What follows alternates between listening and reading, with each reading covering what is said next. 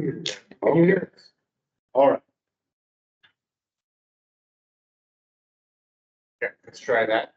So I was just discussing what supplemental low activity waste is, the basis of my presentation being grounded a lot in this NASM study that you can see here, and that it's freely available online. If you search for that.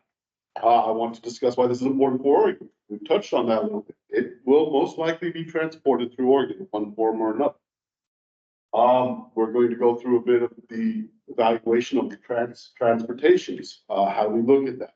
What is the relative risk of a trainload of these items coming through Oregon? And we might take a brief time to look at some of these externalities. What positive benefits could there be for Oregon if one method, say grouting, was chosen over transporting liquids to be grouted off at a separate site? So these keynotes that came through in this NASM study is that most of the materials that is to be grouted would be what is called a Class A waste. We'll talk a little bit about that, but that is the lowest level of radioactive waste, or considered more safe for transportation. But 80 to 90% of this material will be a Class A waste. That is the type of waste that is acceptable applied Utah. Utah also happens to be the least expensive place to take this material. Not only is it closer, but they have the capacity there to accept it, and they have the proper controls. We'll talk about why we want this off the site, right? They have a much better designed disposal site. The routes proposed in this study to run through Oregon, if I'm not mistaken, it runs straight down to the Chutes River, through Bend, into Klamath Falls, and down south. I'm sorry? What could go wrong? What could go wrong? Then into California, and then it cuts the path over into Utah. We, in this study, and we will continue advocating this, is we need more analysis of the treatment locations. What are the relative risks? What are the benefits? What are the costs? We need to know what kind of transportation campaign is going to happen, what kind of support we can expect from the DOE. So all these differentials go into making these decisions. There will be we may not have talked about that a little bit, but waste incidental reprocessing decision that the DOE makes before it declares a material is not a high waste. There'll have to be more of that done for any of the new materials that have come up through the holistic negotiations. And eventually there'll be an environmental impact study, in all likelihood, a new one, because there's a fairly extensive modification. And I personally would like to see one. As to Oregon's stance on that, we're taking a wait and see approach. That's all right. Now you can see up there, this map, Hanford at the very top of the slide. And almost all of that is Oregon. So it takes the right after it's exited in Northern California. This is important for us to know. By Utah, look at these costs. I think Utah is only about $37.68 per gallon. This was as of, I want to say, 2022. So in the land of inflation, I'm sure it's going to be high.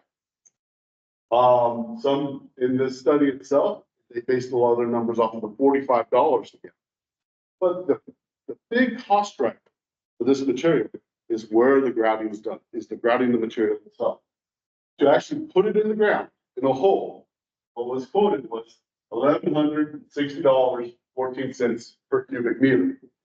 This is, if I'm not mistaken, approximately, if I did my math right, with grouting conversions, 1.8 to 1, a liquid to grout mix, and densities, and all this happy stuff, you're looking at about each cubic meter having 147 to 150 gallons worth of low activity waste being grouted.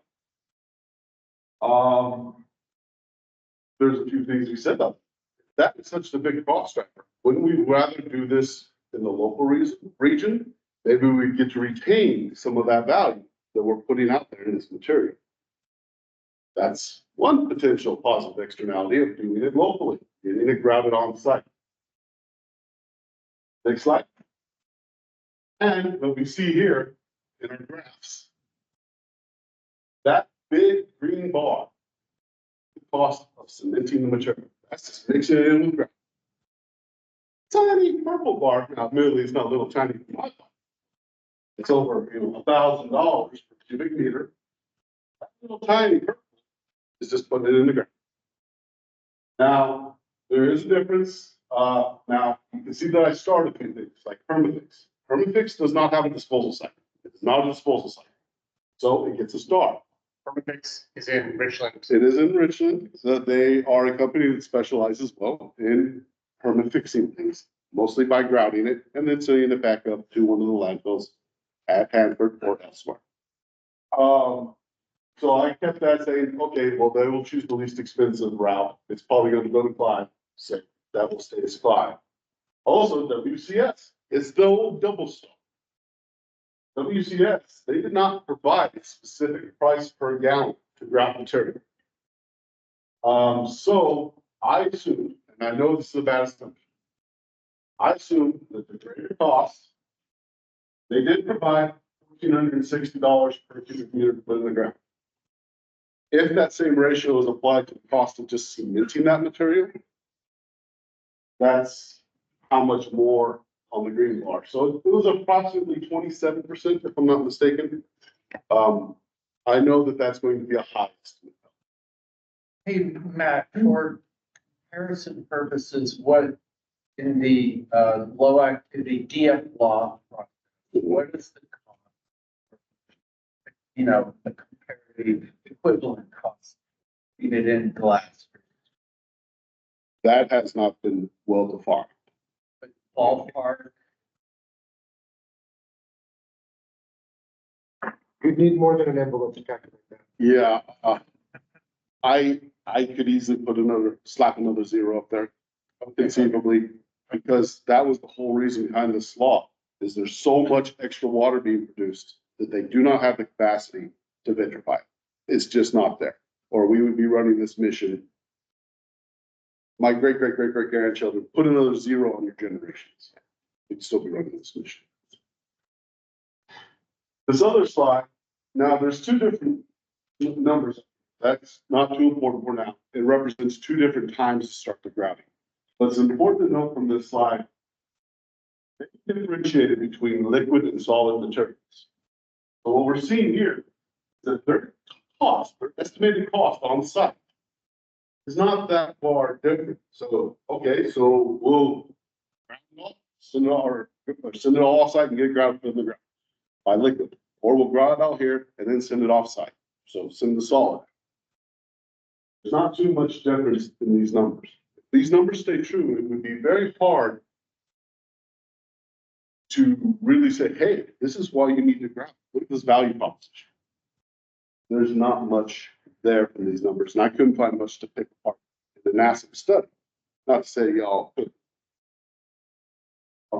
Matt, when you say on site, you're not referring to Permafix, you're referring to building a grout facility at Hanford. That is what I mean. I do understand that there are certain individual groups that may have issues with Permafix taking on some of these tasks. I'm sure they would be very interested in doing that. But when I say on site, I mean on or within the Hanford confines, something like that, before it moves into over these borders, where I'm very concerned. Permafix Northwest does currently have a permit allowing to grout productivity waste, correct? Putting you on the spot, sorry. So I think the issue is we need additional SEPA coverage, and that's going to be included in, which we're actively working on getting very close to that. So I don't know if that's end of this year or next. So the potential remains, if they are approved and they do have the permits, they could potentially bid this. Ask a really stupid conceptual question. How big of a lift does it seem like feasibility standpoint for them to get that? Getting some technicalities worked out, or is it like a qualitatively different thing that will kick off years in trouble? Do on site. Permafix has the capability of doing grout now.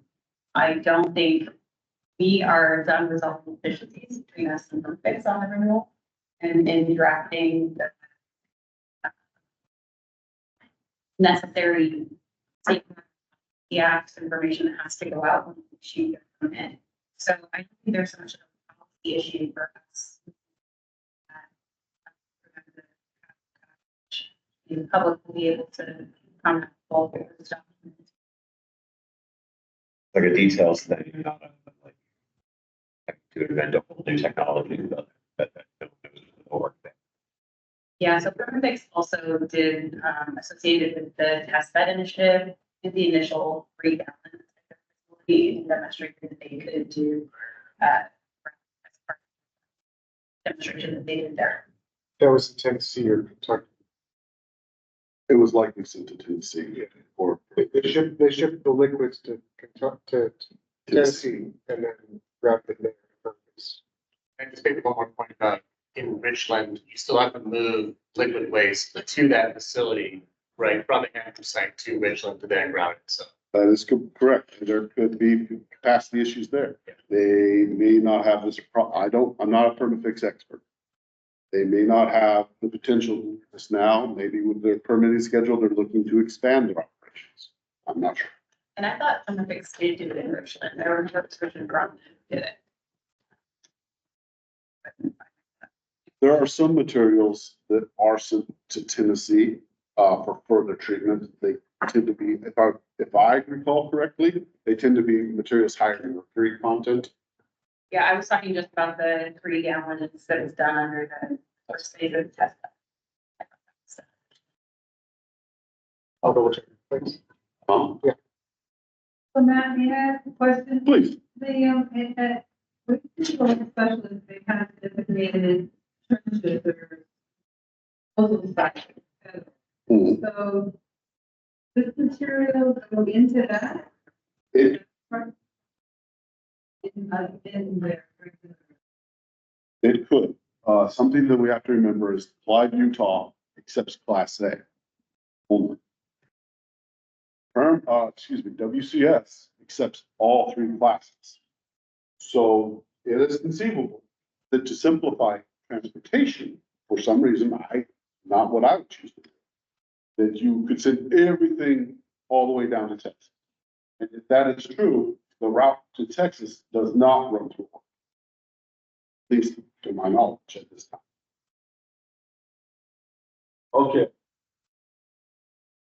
So transportation, we talked about Class A. A lot of this material is going to be Class A. 90% of that 56, 80% of the 100 million gallons to 90% of that 56 million gallons is going to be Class A. That means it's more cost effective. It's a short transport route. I expect a push to take this to Clyde, Utah. Down here you can see an ISO container, or I might call it I just call them ISO containers. I'm trying to remember what the acronym is. I want to say International Standard. No, International Standard. Intermodal. That's a nice looking container. Yeah. So here are my assumptions. I'm assuming that this Class A material is going to Clyde. I'm assuming it's going to have a long trip in Oregon, transversing the state. And since the majority of this Class A, majority of this material is going to be going to Oregon. We have to keep in mind also some of the safety aspects of grout. Why would we want this grouted up there? Well, it's naturally self-shielding. The radioactivity inside that material is blocked by having that extra grout. Right? Can't get through the concrete. It's thick, it absorbs. When you mix it with grout, it's also diluted. So it's a further safety margin. You have danger in this material. When it comes out, the Tisker systems, or these systems that remove the cesium and strontium, all this material have to go through first. All has to go through that pre-treatment. When it goes out, I want to say it's still at about 5.6 molar sodium hydroxide. What that means for us, it's highly basic. It's very much like oven cleaner. It's something that we use at home. It's highly basic as well. You're putting that into a brick, it's making it a lot safer for you to transport. There's less dissolution of that hydroxide into any water source. One thing that Dirk um, researched and pushed and was the fact that, the radionuclides are going to have an effect on the concrete on the ground and is going to cause degradation of the concrete and ground. How quickly does that happen? And would that happen, sort of in the long-term storage, or could it happen even like before? And would that contribute to issues in transportation? I think the ground that Dirk was looking at was in high radiation fields.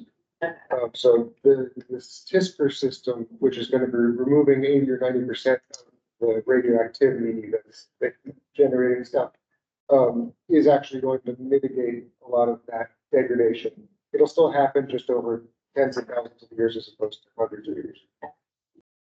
That's part of it. There are things you can add to the grout to make it stronger or more absorbent for certain radionuclides. It's a complex question, Sarah. It's hard to answer, but Tom did hit it. You're taking out a lot of that material that would lyse or potentially degrade its neighbors. 98% of it's coming out. So it should be, I would expect that in addition to the holistics that say you can only store 90 days worth of this material on site potentially before it has to go, you're gonna have a good grout. It's gonna be out in three months and shipped and get to site and be very well within happy. So I wouldn't expect to see much degradation in that time for what I see here in Class A. Another thing to consider transportation is the high variability of liquid transport. Not all of this material can go into this nice 4,000, 5,000 gallon ice. These are great containers, don't get me wrong. Rugged exterior, kind of roll cage, stack on them. They're double walled. They've got the exterior wall, the interior tank. It's hard to rupture them, but it's not impossible. And if you're talking about the forces involved with a train crash, I would say likely, potential exists versus that concrete.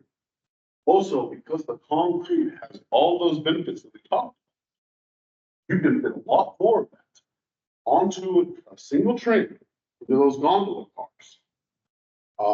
Then you count the liquids. The liquids have certain other drawbacks, such as fissile products, how much fissile total materials in there.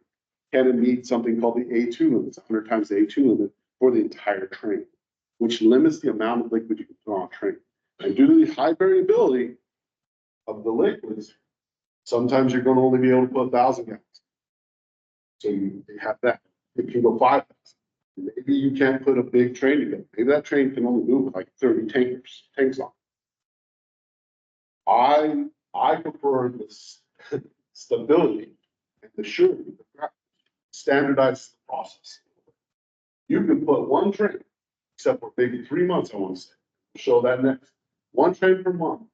90 gondola cars, each with 6 bags of this grout, 6 big super sacks, like 18 cubic meters, if I'm not mistaken. Yeah, super sacks of this material. Down the road, each one of these gondola cars carries about 200,000 pounds. So that's a lot easier logistics. You're not talking about, let's look over here for our liquid. Our liquid, number of trains per month, depending on how much material there is, 56 versus 100 million gallons. You're having some months, especially that early start, 100 million gallons. How the heck are you going to roll 30 trains? It's a train a day now. I don't see that as a feasible possibility at all. Versus the solid material. Solid material, but here, even under the most conservative estimates of the early start, you can put a train together with 120 gondola cars. It's going to be approximately, let's call it 60 feet, including drawbars and knuckles, 60 feet each, 7,200 feet, a mile and a half train. You can put that together, put a DPU in it, get it out. So you're still looking maybe one train a month. Those logistics, that railroad siding is far more easily achieved. Also, it helps standardize and increases the amount of that 90-day buildup that you have. Standardized bricks out there, load them into the train if they get there. You can put a lot more on that 90-day than you can. I want to talk a little bit, because this was a concern for some of our constituents. What kind of dose are we looking at? How dangerous is this really? Now, I know that's a lot of text, but the important thing to understand here is there's two big things that we have to meet before any of this gets shipped. First is at any point on that package, it can be over 200 millirem an hour. Now, that's fairly high, you know, what's our annual dose, Tom? Then we can get millirem. 500. It's called 500. So that's pretty high, right? But that's at the very tippy top of that container. You have to be standing right on. Now, there's also the transportation index. This is probably the most conservative number. That always has to be less than 10. That's 10 millirem. 1 meter. Let's call 3.3 feet away. This far. Meter, this pink line. 1 meter. I can only be getting 10 millirem an hour. Either all along or before I violate my dose. So keep in mind these two numbers. You see in this next slide. Here is the expected dose for these materials on transport. Now, these are both the liquid. Liquid, that's the most conservative number. If it's grout, it's going to be a lot less than this. In fact, you can almost divide it by 2.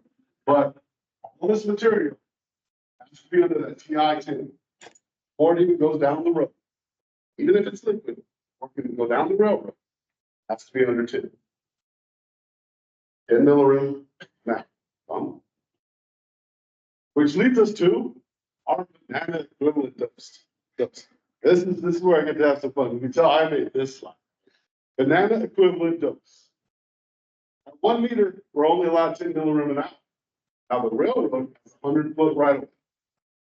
That takes that dose down to 0.01 millirem an hour. Did my math. So I did some more math, right, to get to my banana equivalent dose. That means each train, if it's got 90 cars with 6 bags of grout, you're getting approximately 0.002 millirem per train per person along that route. You would need to be pretty up close and personal about, well, not actually, we don't want you on tracks, but you need to have about 5 of those trains to go by before you'd have the equivalent of eating 1 banana. So when we have something that's grouted, it's going through safely, it's packaged right, 5 trains, about the equivalent of every person on that route.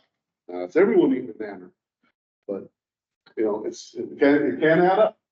But I would say the relative risk of each train is very low when it's grouted. Again, that's our transportation route. But we need to remember, an incident could happen. In fact, the more and more you're sending this material out, we want less train shipments. Less shipments, the less likely something's to occur. And that's what this graph over here says. All the waste, all the Class A waste goes to 5 Utah. You see here, under the, let's go 56 million gallon number. You're likely to have 1 fatality. Now, is that someone that accidentally gets derailed the train? Is that train going off the tracks or having a derailment? That hasn't been defined. I really look forward to seeing, or shooting a campaign like this, some real actuarial numbers of cleaning up liquid waste, just cleaning up the solid waste. Can I ask you a question? Yeah. On that slide, it's important, if I remember correctly, it's taught. The fatality, this is like a theoretical fatality, is from hitting the train, not from radiation. Right? That's actually the bigger risk, is getting struck by the train, so. Yeah. It's still a risk, right, but. Well, how much of that is because regular train fatality and actuarial tables don't take radiation into It's account? the fatality versus miles of train travel. So they just calculated the number of miles. And that's also how I derive the banana equivalent dose forward. Yes. Yeah, So, I know these shipments aren't going through Portland where we seem to have, challenges with our tracks. There was a derailment a few weeks ago at the foot of the steel bridge. Zenith is moving oil trains through there. It's very fraught. Yes. This is going through the Bend, I think. Yes. But it brings up the issue. These trains are long. There is anybody on the train. I think they might even be remote. The track, I'm gonna say now, there's two people. There's 2 people on every train. It's federal law. I don't want to insult the railroad companies, but I think the tracks are, from what I see in Portland, the tracks need to be upgraded, and I worry about that. And I wonder if you have talks with the railroad companies, well, would you? I think that has to be addressed. I can answer some. Yes, please, Mark. So I sit on the National Transportation Stakeholders Forum. And one of the discussions that we had with the DOE is the fact that part of the advanced notification is also voice designated tracks. And the classification of those tracks, can they handle these types of trains? So that all goes into consideration when DOE notifies the affected states that we're gonna start a campaign. And this is what it's gonna be, and the railroads are very much involved in that. So it's not gonna go on just any rickety old track. It has to be designated by the classification of material that's being moved, just like it is with walking oil or anything else. It has to go on specific routes. But accidents still happen. No, yeah, true. 2016. True. And what would it look like if one of these cars derailed and the grouting stacks, got dumped? What would that look like? Well, that's why I support the grout version versus the liquid. Yeah. I can envision a scenario where the liquid runs a lot I more. know. But the grout, if it's a catastrophic event, the worst you're looking at, maybe some of that material gets crushed or pulverized, but because it's heavier, and if you can get on site soon enough, you can find it. And if you can find it, you can retrieve it. Or worst comes to worst, you have to dig up a little extra around it. This isn't like a liquid getting out there where it can get into the river and go. Even if a chunk of grout got in the river, I have related it before about having chlorine in the pool. It's a lot easier to take that tablet of chlorine out of the pool than it is the liquid chlorine that you poured in. And I think that's a well thought out risk minimization strategy, and why we should be pushing for grouting to be done on site at Hanford. Matt, Because it's the packaging of the grout is these plastic super sacks. There are super sacks. Yeah. That's all it is. Yes, so you can put about 6 of those in. It helps in the handling at the facility. If they can you have that sacrificial sack, they pull it out, they put it into the cell. Just that easy. So it's a sack of bricks. I mean, what are we basically? It would be a sack of one big brick in this sense. And there'd be a few of those sacks that have been gone. I moved to the river, the first thing the Forest Service talking about Mosier derailment. And, glad there's a state representatives here. And the big thing about money, like planning, and I'm jumping ahead from your point about manageable. Let's say like Eastern Oregon versus, like I said, around the bend, talking to like the Forest Service budgets, some federal, state, and you have teams at the state level would be, incidents respond. Yeah, I'm going to take that one to Mark as well as transportation. So. I know that. Yes. Part of the pre-planning also designates not only the routes, but the agencies that need to be notified.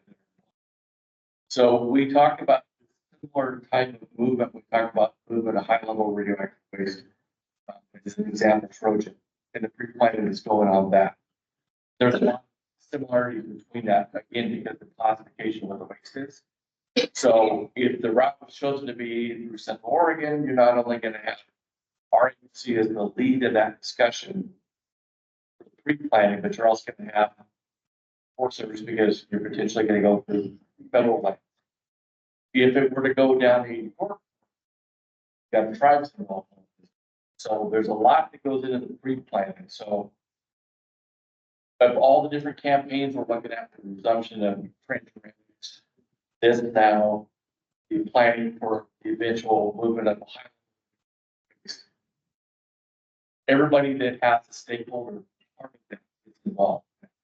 Again, the resumption of the true campaign, which we'll talk about in the future, is gonna be a year ahead of any of those campaigns starting to make sure that every stakeholder in Oregon knows it's gonna be the same thing with this, but you can see that it gives us a lot to look at. What's this gonna- And the state of Washington is the same thing, because it's gonna lead first in the state of Washington. Does that help answer? Yeah, I was gonna say, that sounds good, but the reality is, in 2020, we finally realized the whistleblower in North Dakota said, you've been taking radioactive waste through right through here to the Arlington landfill for 3 years, and the railroad didn't reach out to the emergency manager folks or. That was by truck mostly. Yes. Pardon me? That was mostly by road, but yes. That was a fair bit by rail. Yeah. But yeah, right through. Different animal. Oh, I No, know, it's- I don't disagree. There's national discussions related to all of these things where that T-norm one just kind of stuck through, which we've closed that door on that one. Fix that, but this is, We've closed the door on it. Probably haven't heard the last. but again, there's a National Transportation Stakeholders Forum, which is led by DOE. Several states, I go to those meetings as Oregon's lead for that. So we're meeting in a couple weeks in Denver. This year's meeting, but we talk about all the high level radioactive, and then Suzanne Dahl, ecology, sits on that with me. And Suzanne is also very much involved in the discussion related to this piece of it. But again, we're talking about pre-planning, and Matt's presentation is all these things that we think about. Yep. So this is kind of Mark, yes.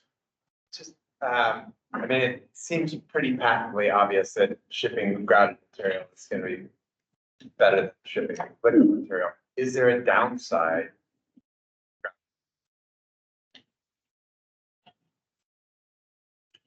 The costs are relatively close, but many times the shipping liquid does come in a little cheaper.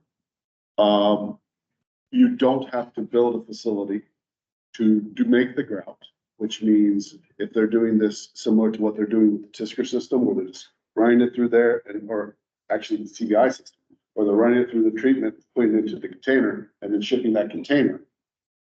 There's an argument there that would be cheaper.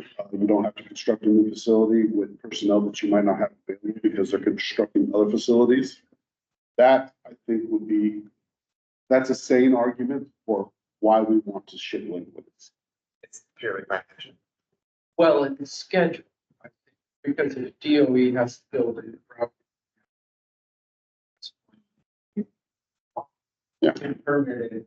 I don't know, but we did have conversations around the need to discuss, that would require. Yeah.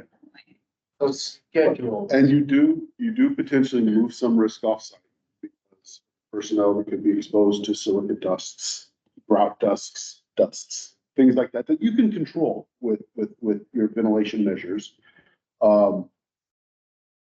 Maybe, and some of the groups offsite that really want to do this work and have facilities set up for this work, it doesn't send that volume to them. So it could affect some of these private entities offsite. Slightly different piece, but when the Purex tunnels were being stabilized, it wasn't operating on the site. So we know that DOE can build and operate a ground. So I'm going to power through some of this because I'm getting close to town. I want to leave some more questions after I get through all this. But here are the big things that I think what Oregon should be pushing on that make grout better. I really think it fixes the radioactivity, dilutes it, safer, self-shields, less variability. So there's something to be said about standardization, standardizing all your SOPs, everything's on site, easier to transport, less rail capacity needed, less incidents, more efficient fuel use. So that's another one. If you're, instead of moving hundreds of trains, you're only moving one a month, that's a lot more efficient fuel use. Supports employment and economic activity up there. That's more money staying on site. Yeah, I might be stretching on that last. All right. So I love this. finally here. Anyone know Dr. Frankenfurter's famous saying? Was anticipation. So 4 years, I've only been here a year and a half now, and I've been hearing about holistics at the time. So I'm excited about seeing it too. Success, right? So a little bit of what we talk about, route is in those milestones. We're talking about those 22 takes, 200 west now. How much of that was captured in this, that's this law report from NASA versus how much is new? That's a question I haven't been able to get an answer to yet. I'm still researching. Here's a kind of where the tanks are, talking about SX and U. So they're thinking about around 22 tanks from that application. Those are some dates that they're trying to meet. So if they put an on-site ground facility on site, or they put a ground facility on site, they have until 2028 to get the critical path permitting, construction, and infrastructure done. But I'm paying attention to these milestones, Tom. So 22 tanks, this is my best guess. I am wrong. I know wrong. What I did is I went through all the tanks in those farms. I assumed that they're going to be taking all the ones that are highest in supernatant and salt cake, because that's the material that you can feasibly say is low activity waste. That's the stuff that you can grab. So I took those tanks, I put them in my list. Now, if you look at this holistics, S102 is excluded from it. I have a couple theories why it's high in organics. I believe it's very high in phosphorus as well. It reminds me more of some of the bismuth phosphate tanks and things of that nature. But that might be one of the reasons, one way or another. I think that there's 20,000 gallons of supernatant in those tank sections. 20 million. 20,000. There's about 7.3 million of salt in those tank sections. A lot of material at PNN, Pacific Northwest Natural Labs, says you've got to dissolve that about 1-to-1 to make sure all your stuff gets nice and solubilized. So these are very rough guesses. This is my estimate. If you do 1-to-1, all that material, you're looking at about 15 million gallons more of activity waste. 15 million gallons. That's what I'm thinking. Now the thing about this is, even if I'm wrong on S102, a tank chosen instead will have less volume. So I think 15 million, it's a 1-to-1, it's on might be on the high side. So then we have the question, how much of that is accounted for from the old SLOSS study? How much of this is new? You're looking at an increase of, assuming 56 million gallons gets grounded, you're looking at an increase of, what's that? 40%, less than that, closer to 30, 28 to 30%. All right, and that is the football field was 35 feet deep. That's how much gallons you got. So we talked a little bit about the differences in these tanks and the SLOSS. I don't know how much has been accounted for in that old study or how much is new. This is more than just TBI and steroids. I expect to see more EPA variances done. I expect to see quite a few more studies. Oregon will have input opportunity on. That is what's most important. You will see a weird, it's going to have to be a waste incidental waste incidental reprocessing decision making. Going to have probably, I think there's going to have to be, I know that there's going to have to be another broader EPA waiver. It's very narrowly tailored. If they try to expand this to where it's at, I expect to see a new waiver using the old one as framework. But expect to see another one. All these are touch points that Oregon can communicate our message that we want. Sludge. Now, Max asked I can only say asked right now. Asked me about the sludge. There's a lot of sludge out there. That's most likely why this 1 million gallons of tank storage is needed out there in 2024. So right now, in 200 West, it's about 2.45 to 2.5 million gallons of sludge. SY Farm doesn't, well, if you clear all of SY Farm out, you might be able to squeeze it in. You probably need another tank, and remember, this stuff's thick. Like Tom said, this is peanut butter crap. You're gonna have to dilute the heck out. if I recall right, those cross-site transfer lines can only accept 10% solids by mass, 10%. You're gonna have to move the heck out of these tanks. You're gonna need a lot more room. When you're moving that across, the reason that they need another evaporator is because you have to concentrate it up to 15%, which I believe is the high level waste acceptance criteria, is 15% solids. So you're gonna have to concentrate it back up. So you're evaporating a lot of water, a lot more water. All this water is going to go off as supplemental activity waste. If it's not getting alert for some reason, the effluent treatment facility. So there you go. It goes removing all the supernatant and sludge, that's why. Enough room to the list. So, Sludge is dissolvable by water? no, Make a slurry. you make a slurry. Yeah. And that's why that percent by weight is so low. Because you're going to have to keep agitating it. All right, anything else? So, talked a little bit about these new materials. These 3 farms are more variable.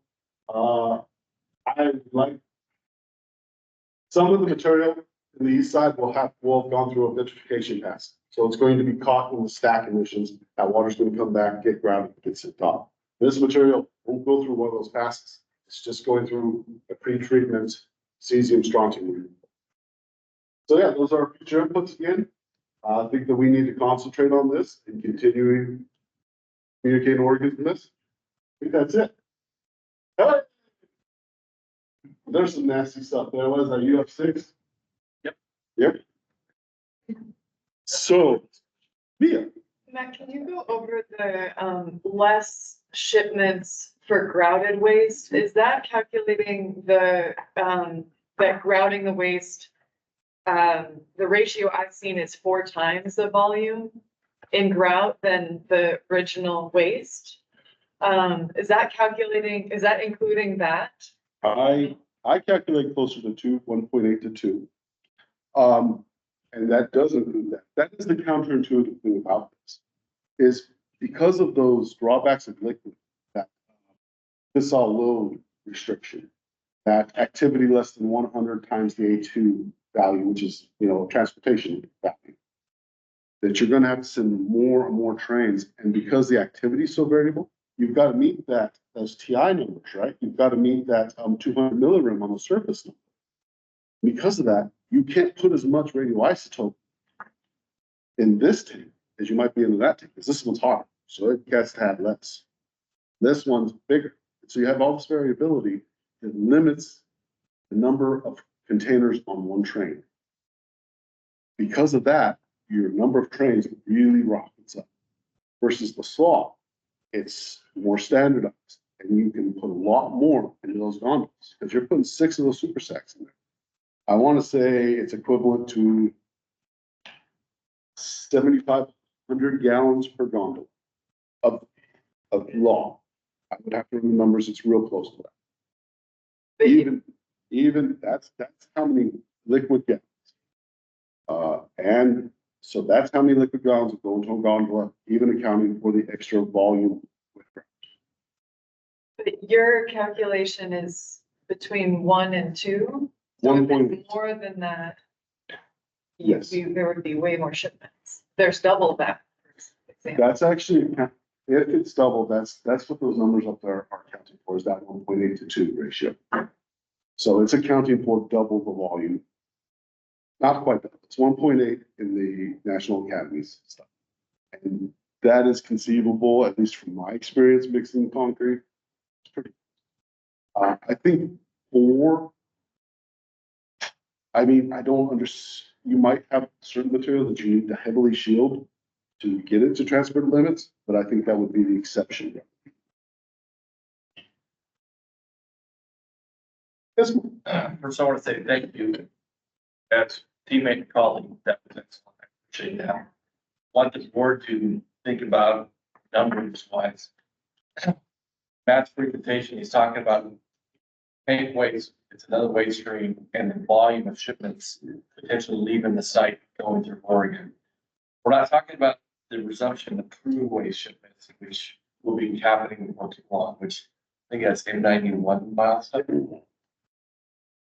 When those shipments resume, there's 6,000. So I can't remember the number that you used for potentially, if we did this by train, but that was not big enough. That's different. So just down the road. Several years, there could be multiple things that we're looking at collectively as a team. If these waste streams have a home that goes elsewhere. With M91, we're looking at a train a week starting in 2028, ramping up to a truck, sorry, train, a truck a week in 2028, heading down the road. And then in the 2035s, we'd be ramping up to 20 or so. So that's the true, which we go to WIP. So just so people understand, can you describe what waste shipment, what that looks like, what's in the containers and what the So- containers are? Yeah, so transuranic waste is waste that has a certain, certain activity or a certain amount of grams of elements that are above uranium on the periodic table. So, transuranic. Transuranic waste shipments are, they put these things called trip packs, which are like 7 drums stacked on top of each other and put into this big tic tac thing. And those drums usually have personal protective equipment, dismantled plug boxes, contaminated soil, but they're activity limited. So you might have a coffee can full of really active soil in a 55-gallon drum. That's what you're looking at. Or you might have an entire drum full of overalls and wrenches. And so a shipment will have either 1 or 2 true packs, which each has 14 drums in it. So much smaller than a train car, but more frequent. And maybe just to make one more point about that, distinction is that that type of waste has a home. It's in New Mexico. It's called Waste Isolation Pilot Plant. Yes. Which, by WIPP, it's a US DOE owned facility. It's underground in these salt caverns. I went there. It's amazing. And that's where this type of waste from across the whole nation gets sent and is stored. So the nation does actually have underground deep geologic repository for nuclear waste. Certain types of nuclear waste is often described. All the sites like Hanford across the nation have big stores of these types of waste. And everybody wants to get in the queue to get to New Mexico because it's, the place to be. Hanford's lined up in, what do you say, 2028? We're starting in 2028 to start shipments. Those shipments will go on for a while. To resume ship. To resume We did have a shipment campaign in 2012. 2014 stuff.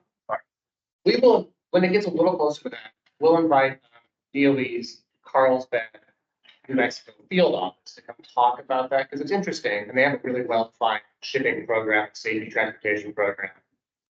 That's already scheduled, ready to go, that type of program. So what Matt's talking about, obviously something different. All this to say is there will be a lot of waste in the coming years and decades, moving from Hanford to elsewhere in the nation across the Oregon.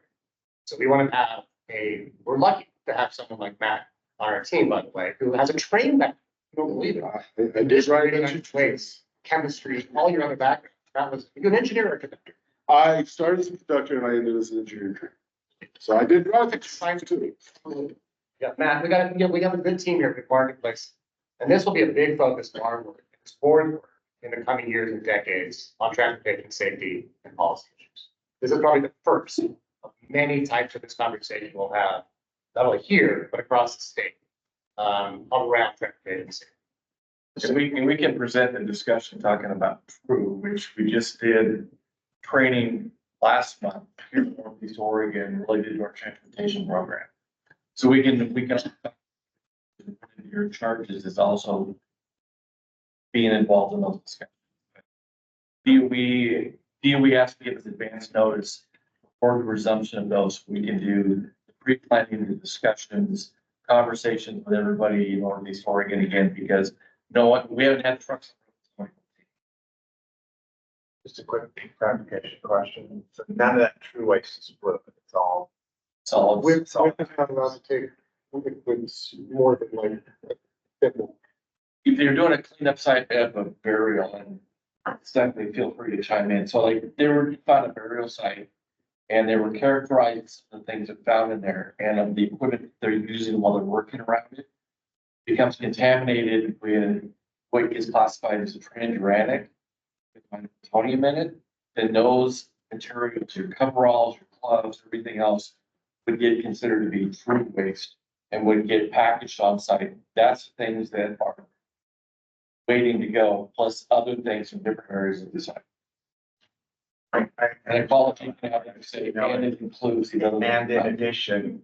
Yeah, we've got a presentation with some pictures that actually show what's within those containers. And I've asked, Gary's given me some pictures of what Central Waste Complex looks like right now, those buildings and what's staged and they're ready to go. When the first tree, Oregon did a road show. Basically went down the route. And we will do that again, and DOE will be providing the truck and the actual containers from that carrier will come up, and they do in other parts of the country. We'll start the road show probably in Hermiston, and we'll go all the way through to Fairfield Bend in Ontario, stopping along the way so the public gets re-engaged because they haven't seen it in a while. It seems like something that this board might be interested in doing along the holistic negotiation route as well, if and when that's getting kicked off. So this is a policy board about radioactive waste. It might be a good way to get more public engagement with this board as well along that board. Another road show. Okay, Should bring a lot of bananas.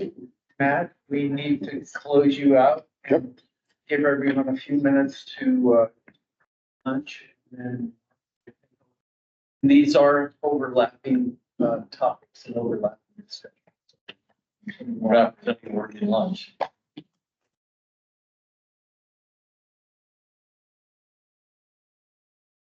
Yeah, I think the food's ready, so. Yes. Dive in. Yeah. Oh. Yeah.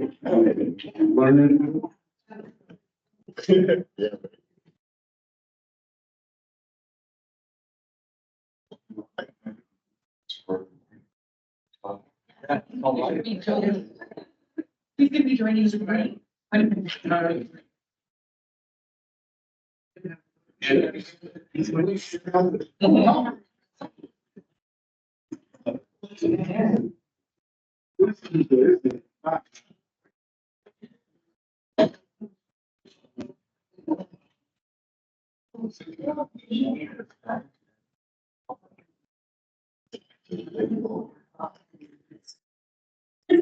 Yeah.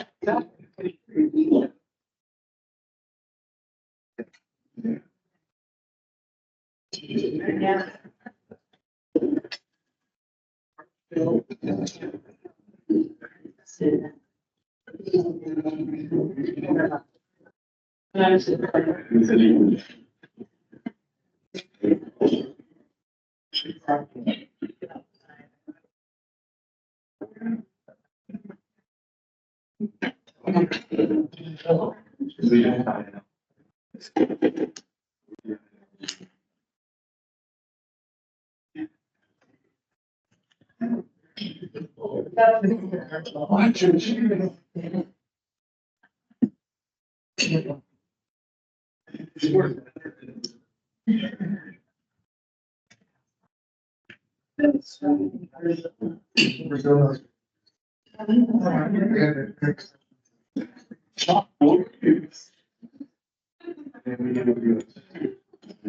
So now I'm gonna find out.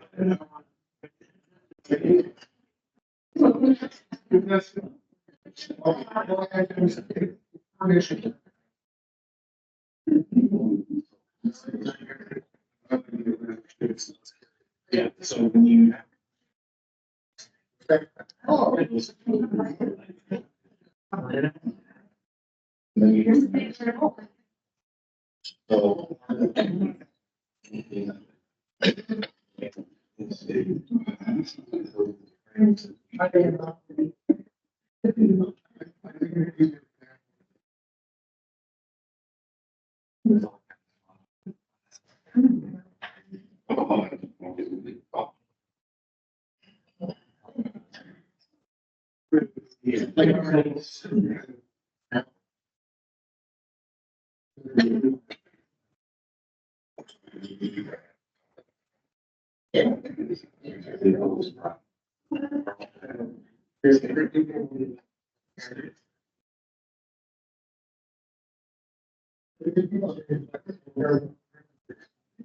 Nothing for you, Jim? Maybe here. It's overrated. What, eating? I got time for that. No. No, no.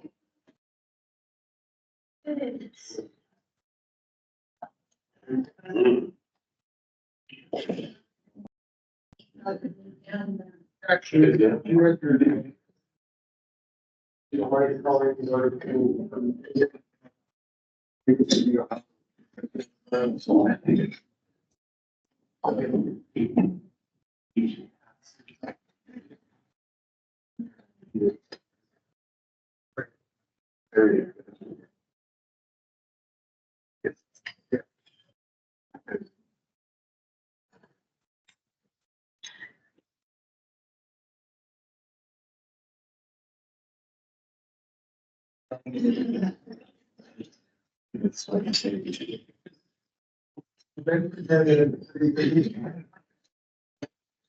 How you feeling today, Jim? Did you say that you were? everything. Started as a doctor. I was an engineer. I couldn't take no more. So, what do we do from here? Yeah, I have a hard time speaking well of the railroad. So it's, there are people. Yeah. There are ways that the smart.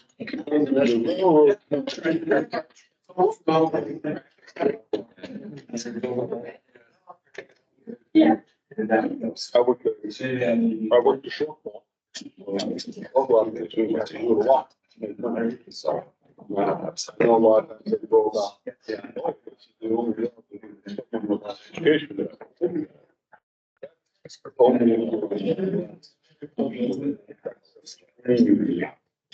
and for me to get on one of those, I was looking at these 12. And I was my job. It shows me. I was one. Yeah. And then, so then what was your next step? I actually was to Wyoming Ocean. So I became an ocean set. And, I had a couple questions. And then, I want to get back to that duty. So I worked for Robert.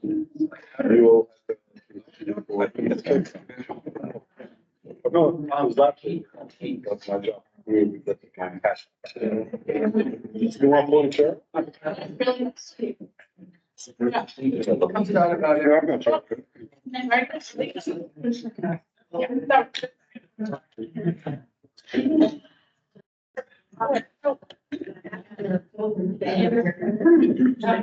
Yeah, I'm not sure. Yeah. Well, when I was at the university. So my wife, she worked with this advantage. This is not more.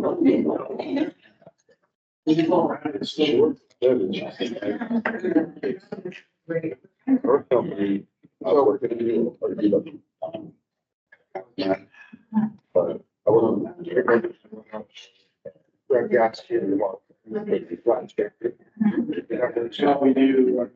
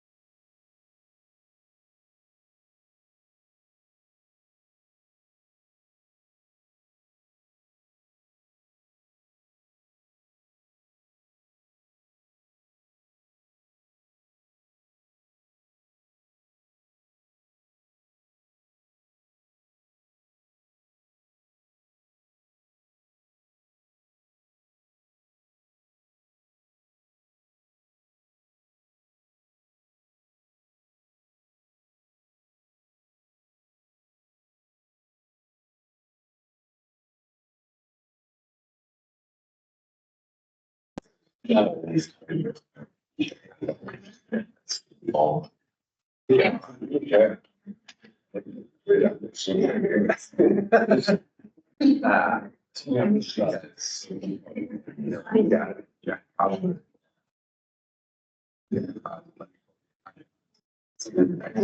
Okay. Stop. Let's go on the At the time. Yeah, right.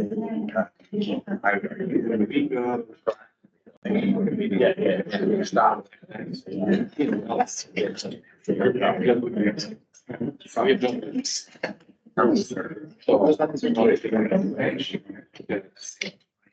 It's just like when I. So whatever you do. Here.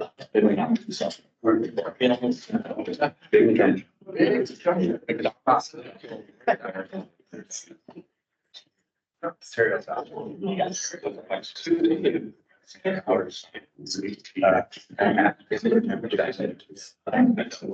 Just one.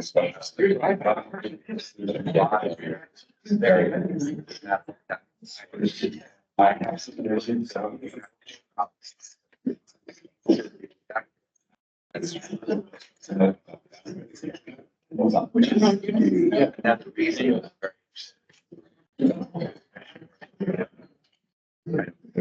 Now the two of them are.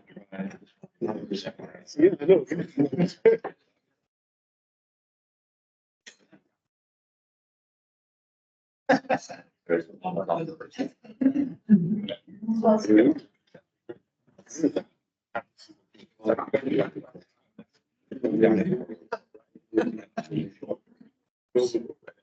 Can I know what It's back.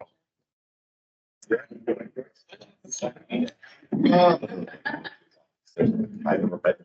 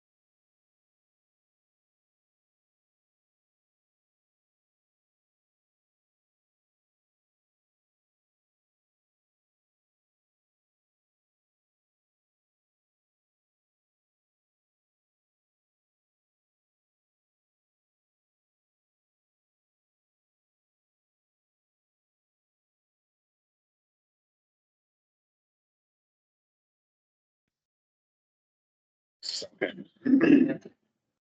So the nuclear power plant under NRC rules and FEMA rules has two planning zones. A 50-mile emergency planning zone, which on the bottom half of that takes in part of Oregon, Umatilla, Morrow County, not all of it, part of it. Hanford, DOE has adopted the same 50-mile EPZ. Now, what I'm going to pass around is the planning map for Columbia Generating Station, which also shows that same 50-mile EPZ with the power plant being in the epicenter, in the center of that. But it also has a 10-mile emergency planning zone, because what's different about nuclear power plant is you have a plume and ingestion zone. So I'll pass that around. So the reason that we have our program related to Columbia Generating Station off of Hanford is because of this 50-mile emergency planning zone. And we're the lead agency for radiological emergency preparedness for the Hanford site. So I'm going to talk just about Hanford in this. Next slide, please. Actually, go back. Hold on just for a second. So big ring is the 50. Within that one, you see the smaller circles. So we know that Hanford's a large site with a lot of different areas. Tank Farm, sites that have been torn down, Wesson, Burden. They have emergency planning zones based on the threat level at each one of those cleanup sites. So within the scope of the Hanford site, you could have Wesson, I think, is, well, Wesson, large. Let's just say like Tank Farm could have a 10-mile around it, or could have a 5. So depending on the area, it's going to have its own threat assessment that's separate, where the nuclear power plant is straightforward.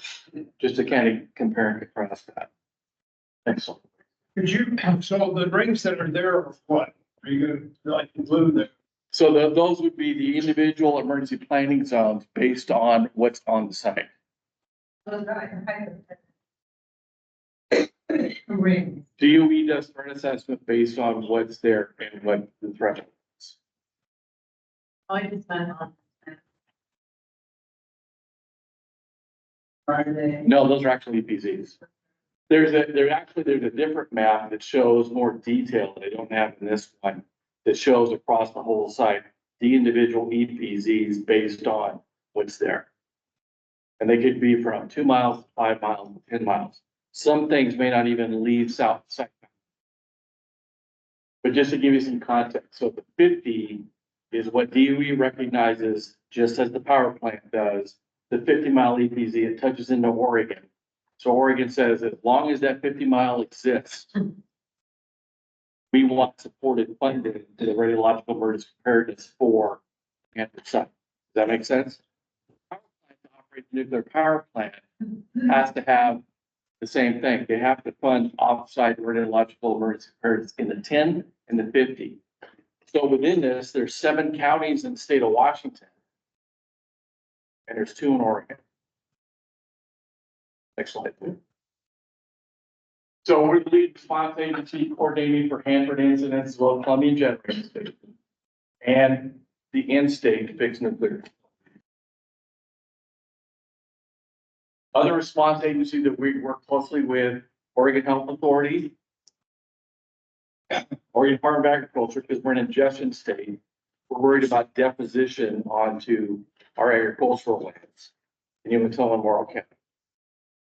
Oregon State University for our technical expertise. Our technical specialists come from OSU. And with Morrow and Umatilla County Emergency Management. So at dinner last night, we had the emergency managers for both Morrow and Umatilla County there with us. Work closely with them. There's other state agencies that assist us. Oregon Office of Emergency Management also assists. So how do we get notified as a state agency? So there is an offsite notification system for all of Washington agencies in Oregon. It's called CRASH. I can't make that up. It's called CRASH.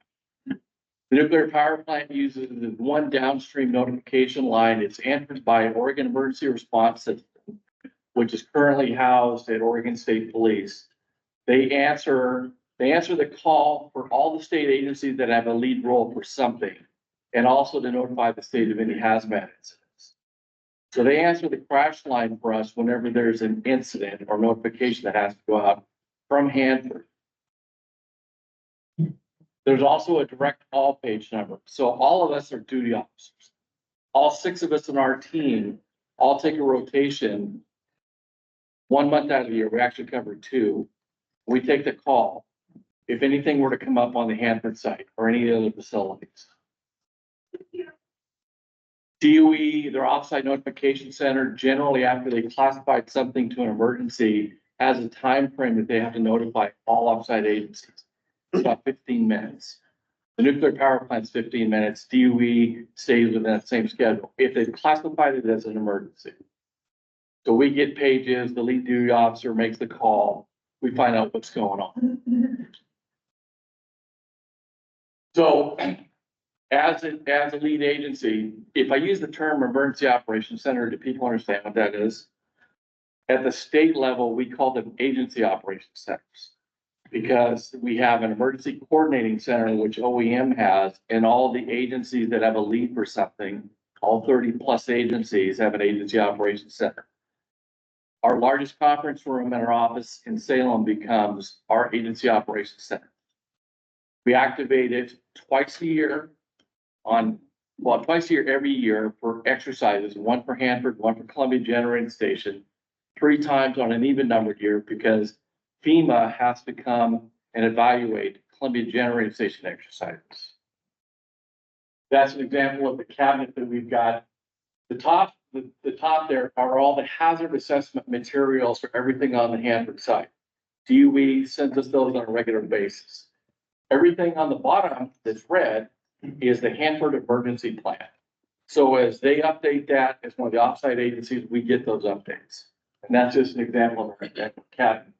To the right is a copy of the Oregon CGS Columbia Generating Station Hanford Emergency Response Plan. Indicates how Oregon's going to respond to an incident at either one of those facilities. And also, I'll go back one. FEMA has to approve that plan, not only for CGS, because it's required under that regulation. We've included that for Hanford because the RUN program covers both sites. So our priorities, anytime we're notified of a Hanford incident, is getting the facts to understand what's going on. First to our duty officers, to our agency, and then notifying other partners that there's something going on at hand. Our team and our communications folks, our public information officers, would then help develop a plan to notify residents in Oregon in a particular affected area of what's going on. In the age of social media, we know that information flies fast. A lot of times we're behind the curve. Tri-City Herald in Richland is very good about notifying everybody about incidents that are going on at Hanford. Sometimes the Herald gets information before DOE actually releases what's going on. So a lot of times we know ahead of time if something's happened. In the event of a radioactive material release, we are concerned in our state, as an ingestion state, about contamination to food products. We're worried about adulteration to food. Next slide, please. So incident classification. The nuclear power plant under NRC rules has to have 4 classifications. What DOE has done is adopted almost the same scale. The power plant calls their first one an unusual event. It means it's not an emergency, but something's happened and needs to notify the public something's happened. Hanford has an abnormal event. The emergency are the actual emergencies that they have to notify, begin an alert, site area, and general emergency. At an alert, Oregon and Washington would basically heighten their level of awareness to what's going on the site. We wouldn't necessarily activate any of our emergency centers unless it was escalated. It's an automatic by our state plan to stand up at site area. And of course, GE is a bad day. There was a general emergency, it'd be a bad day. That's the highest level of emergency at the Hanford site and also the power plant. In my 11 years at Odo, we have multiple abnormal events. We averaged 4 a year. 1 year we had 10. We've had 1 alert for the tank farm incident in 2014. In 2017, on the tunnel collapse, site area emergency was hit, and both states stood up for that incident. And thank goodness we've never gone to GE. And I think on the whole site, and Gary, you can correct me.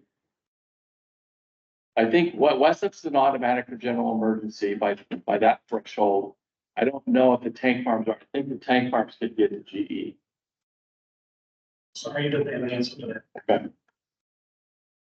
Some of the other sites, based on what the material is there and the threat that it poses, may only get to alert. That's the highest it could get to. Some other ones could get to site area. If it went up to site area, it's an automatic for us to go up. If it was an alert, and that's the highest it could go because nothing's going to leave that area around that problem area. Let's say it's a storage complex. Central Waste Complex is an example, and I think it would only go up to alert. Next slide. Can I ask a question? You may. So in a general emergency, would Portlanders be notified of anything? Well, you would through social media, I guarantee. But if something went up to a general emergency, that means, let's say if it was Wesson, God forbid it would be Wesson. Because a Curie load at Wesson alone, waste encapsulation storage facility is high. One of the things that Dirk's talked about quite a bit in his presentations is the word Chernobyl comes up when he talks about Wesson. They talk about at Columbia Generating Station, they use Fukushima.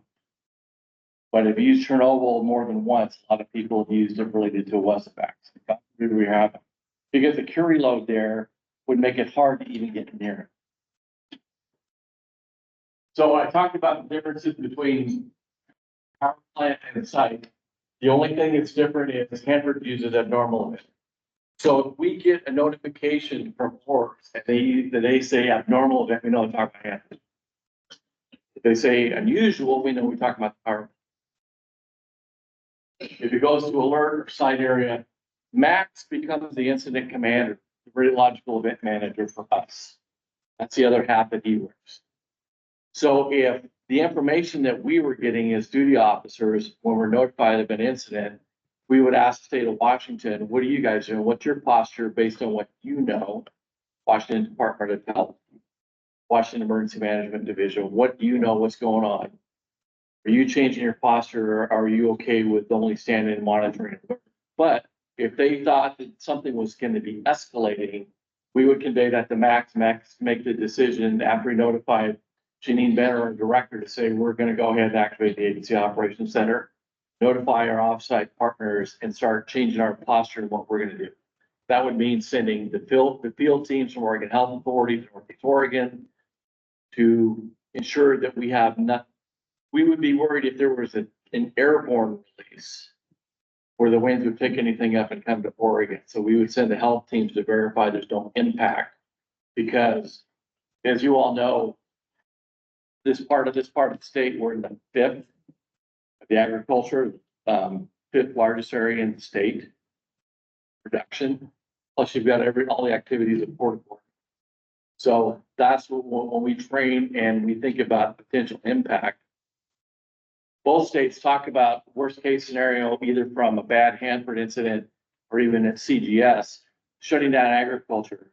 The example that I tell people is, if you go get a gallon of milk at the store and you're in Eugene, do you really look to see where the cow came from? Because what's going to come up on social media is don't touch any Oregon dairy products. Don't touch any apples, don't touch anything else. That could be the impact of pork, because pork's going to, oh my God, what happened down there is going to blow in our way. Yes, sir. What if it dumps in there? That's also a concern because we share the river. So when you talk about, and this is where Tom's world is talking about subsurface, the Beto zone incidents and proximity. But we talk about it here in the impact of the environment. But when we do the exercise planning, we have not done where there's anything that traverses that goes to the river that creates a problem. Now, the other reason we talk about it too is because we know that at least one community in the area does drink out of the river area. Their direction. Any questions so far about this? I feel a quick one. Yeah. When. And you got the word, was it called a normal event? No. May of 2017, the incident with the tunnel collapse went right to site area. Because under Hanford's risk assessment for that site, when the health physicists that were out there detected high readings, they reported back to the offsite notification center. The highest threshold they could get to for an incident at the tunnel area was site area. So when they notified Washington, Oregon, by our policies, we immediately went up on that. Go ahead.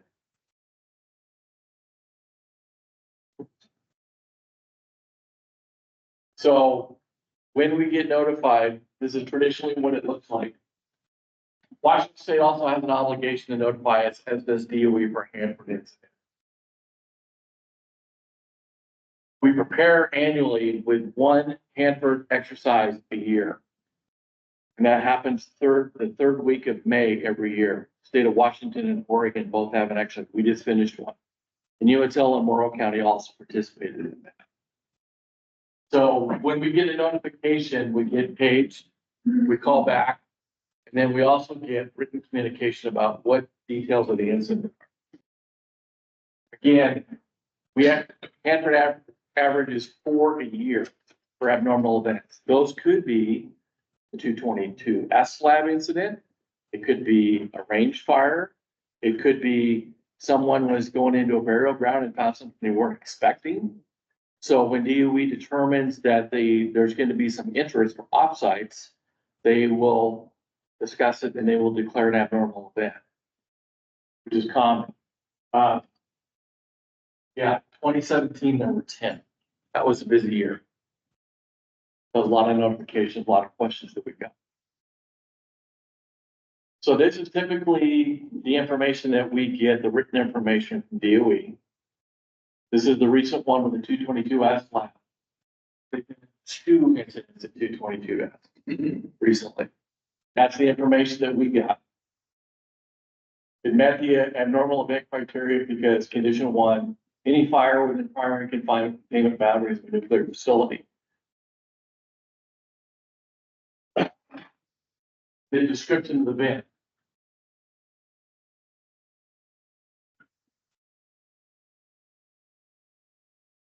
Everybody had a chance to read through that.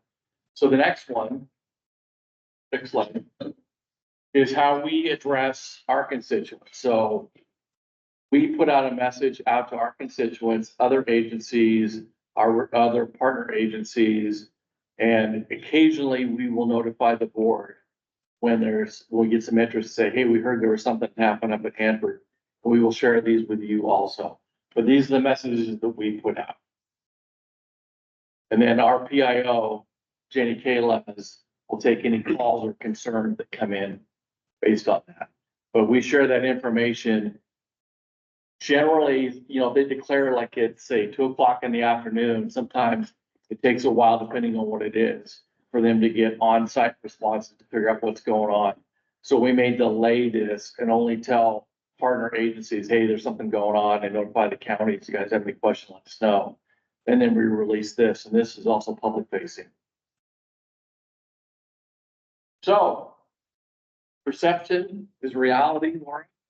To your point, you got information. So let's go back to 2017. So picture on the left is an aerial of tunnel collapse.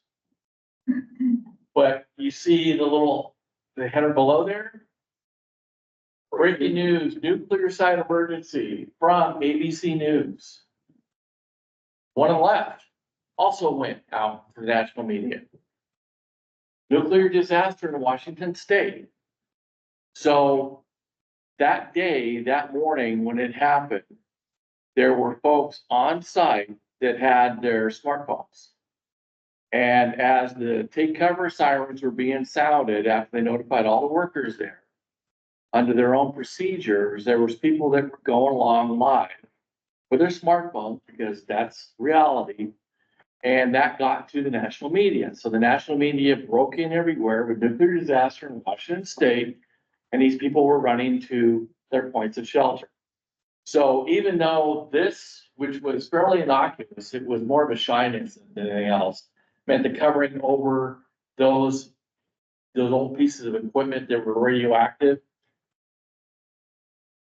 It was a nothing. There wasn't any plume. There was anything else that was going to go beyond this immediate area.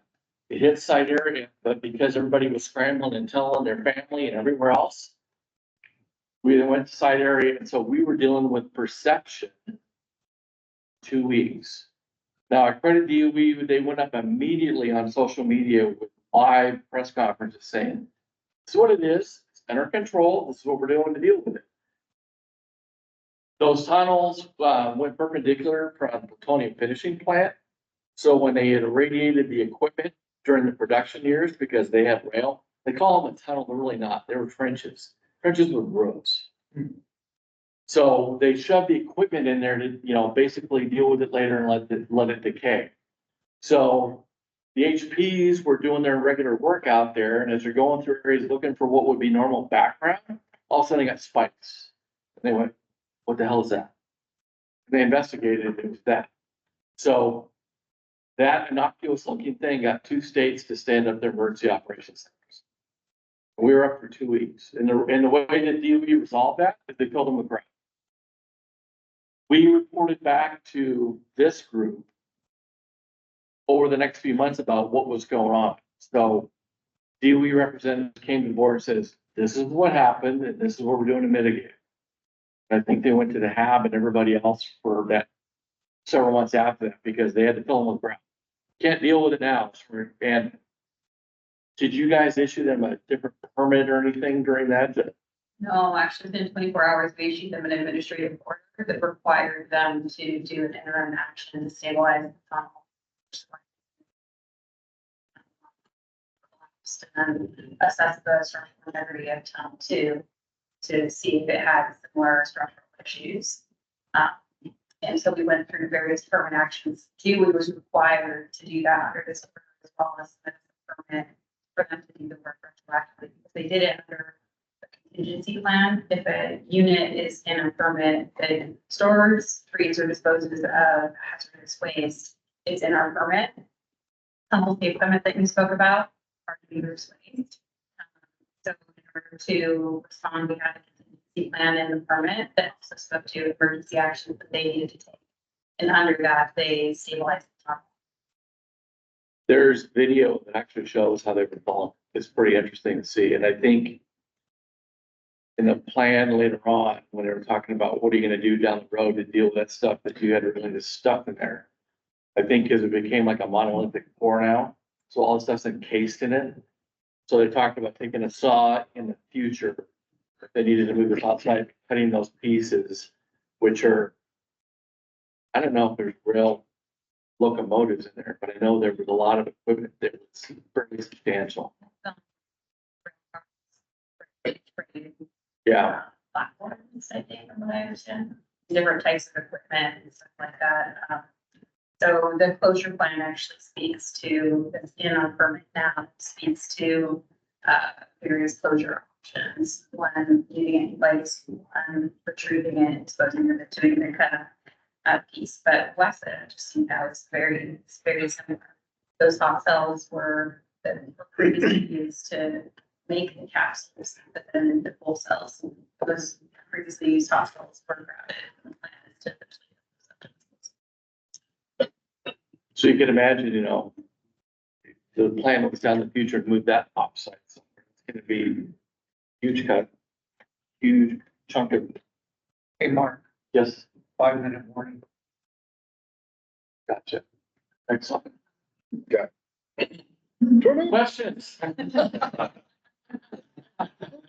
Okay, Mark, you said there was no release and it was a pretty innocuous event, yet they were finding spikes of what that led them to it?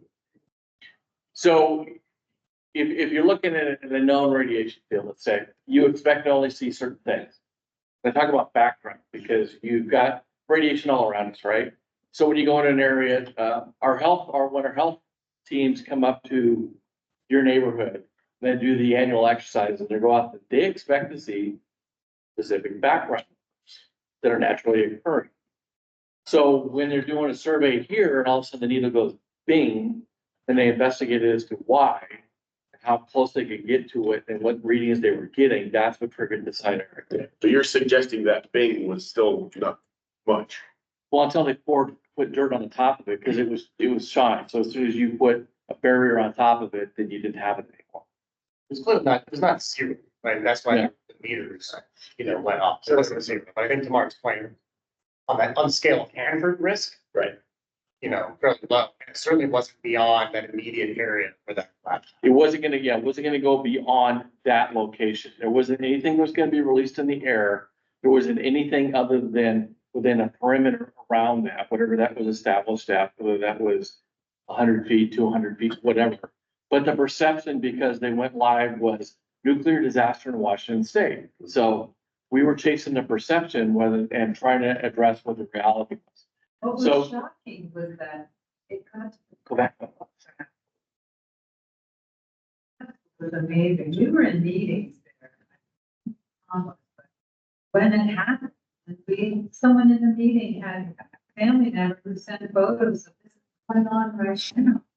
And then to the left hand got a call from an NPO. We're in that, and we were still in the meeting.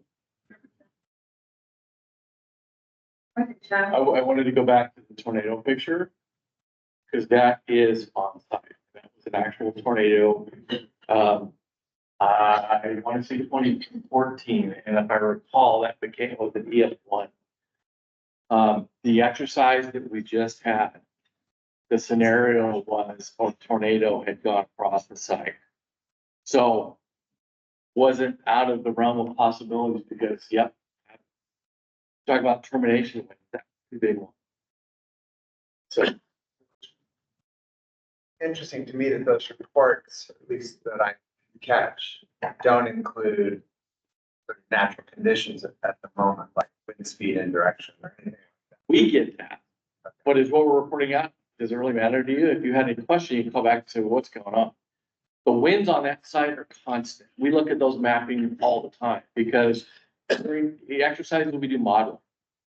Especially if we're playing a plume. If we simulate a plume, because the first questions we ask, because we're south, which way is the wind blowing? Do you have an offsite release? How far did it go? Is it impacting us? During the nuclear power accident exercise that we do, we generate bigger ones to make sure everybody gets a chance to exercise their plants. So we can make a really bad day at the power plant.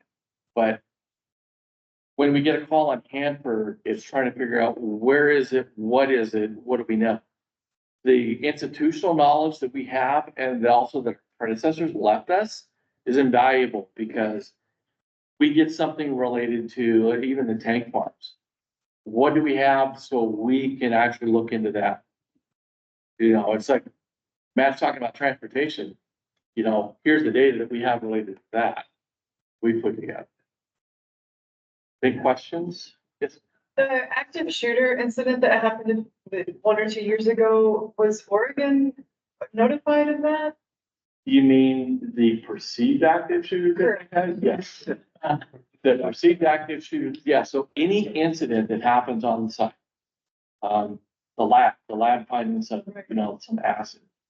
That one that came up, yes, because if they declared it a normal event, our phones happen. They are required under their policies, their procedures, and the agreements with those states, you will say. Sometimes though, it's delayed. And I say this jokingly, Annette Carey at Tri-City Herald was great. Because years ago, the 61810 burial ground, when they were working on radiating that, some folks that were coming into work, as the story goes, were seeing their health physicists outside of the site boundary they had for that. I'm trying to figure out what's going on. So they called Annette. Because the contamination spread outside the boundary that they had set. So they ended up declaring it a normal event by the end of the day because the cat was out of the bag. Because workers were calling the press directly saying, hey, you might want to, because we're seeing people where they're not supposed to be checking for contamination. And it was like, oh, and then we got that information too. And we're like, here, let's wait and see. And that was like in the morning, and by the afternoon, they called, yes, we declared it an abnormal event, and you're right, here's what happened. But it ended up, just like when those people were running for the, big cover. There it is. I think national media went up with it before the actual declaration went out. So, but it was like, uh-oh. And then we were making phone calls, tell us what's going on. Thanks, Mark. You're welcome. We're now moving to the next agenda item, which is for business, and I'm going to try to motor through this.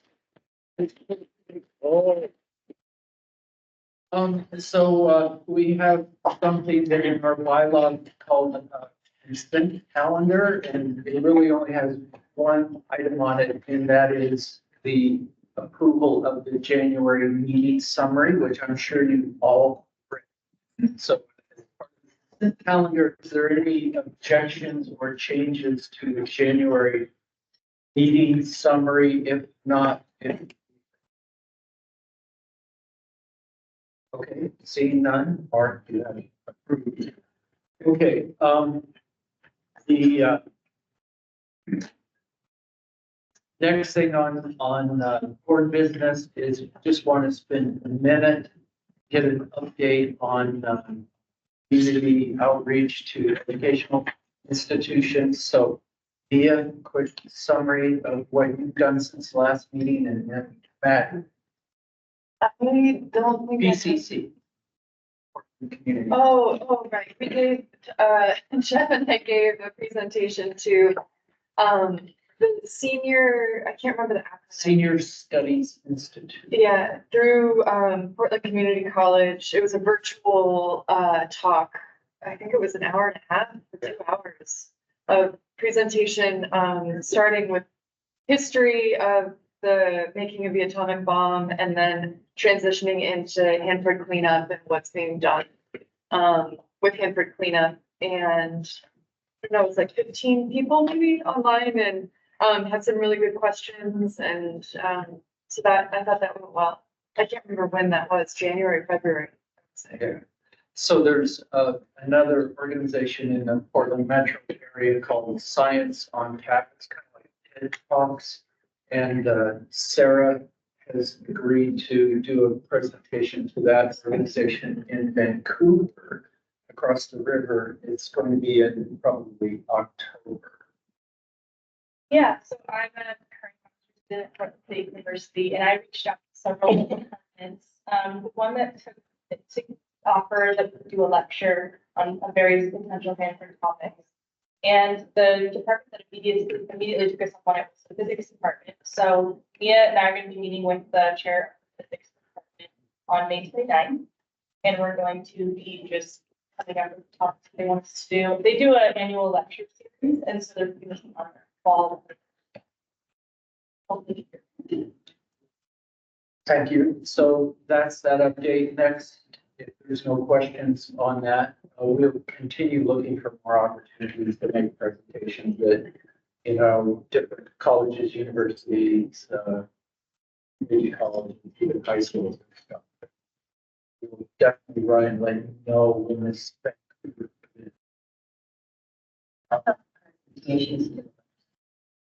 Sure.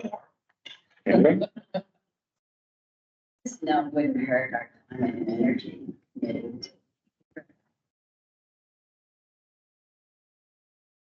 Okay. Yeah. Million on vice chair. And we certainly can bring in some of these, so people know what's.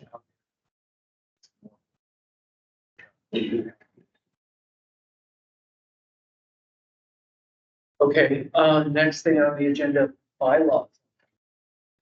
Yeah, so pull those up.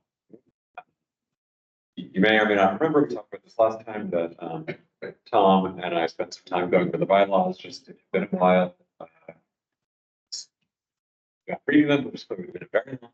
They went and looked at them, and, yeah, it's all the part of the, sort of impetus for looking into it in the first place was we realized that some of the things that we've done others we have before to, I believe, federal TV or it wasn't actually clear what the policy should be for doing that, the procedure for doing that. It wasn't written down anywhere that we could do that, and it wasn't written down anywhere if we wanted to do that, what our internal process needed to be. And then once we started looking through it, we found a few other places where it was kind of a little fuzzy about what it said. So there's a way this can, yeah, we added this part here. The red part on the left, I think, is the lines that we changed. So we added a part saying that we maybe make that we are in fact able to make policy recommendations, and then we say stuff, say little.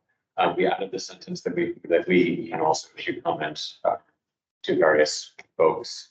There wasn't anything saying I couldn't do that, but now it actually makes sense that we can. And we go down a little bit, I believe.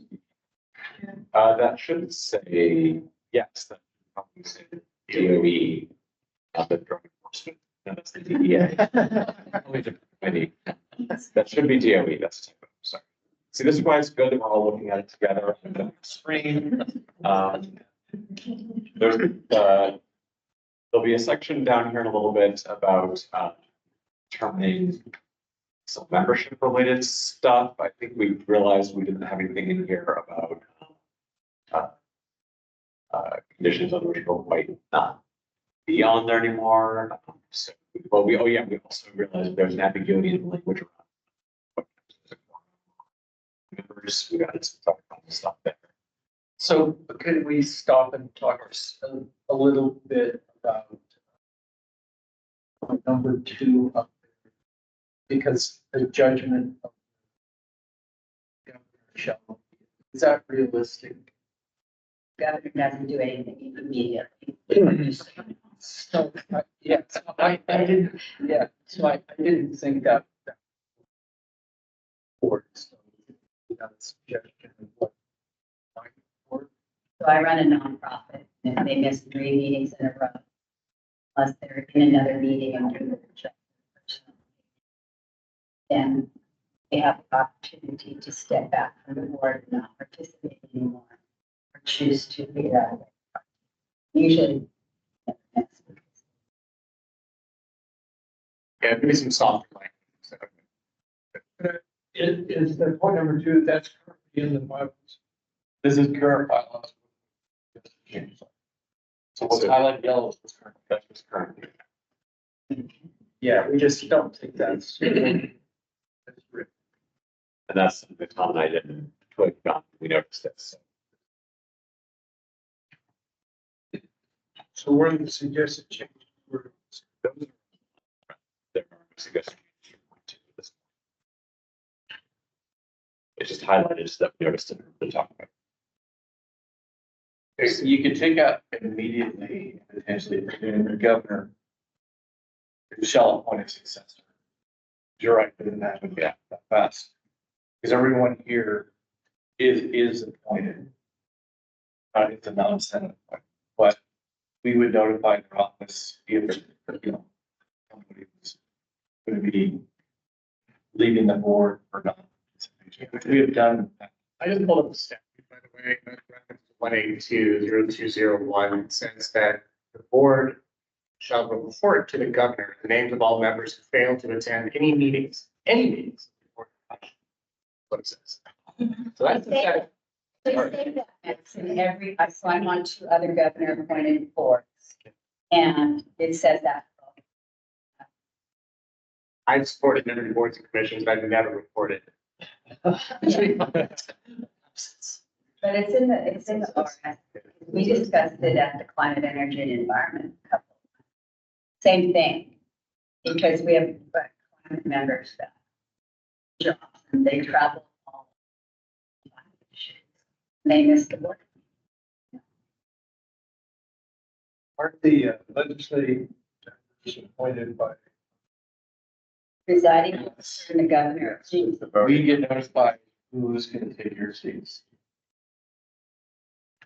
So, and I guess since it's in the statute at this point, we should get rid of the word immediate. And then live. And that, yeah. Is everybody in the current? Well, you got the second line, shall forfeit office. Got to see what you said. Is 2 consecutive meetings, we have 3 a year. Should it be 3? So 2.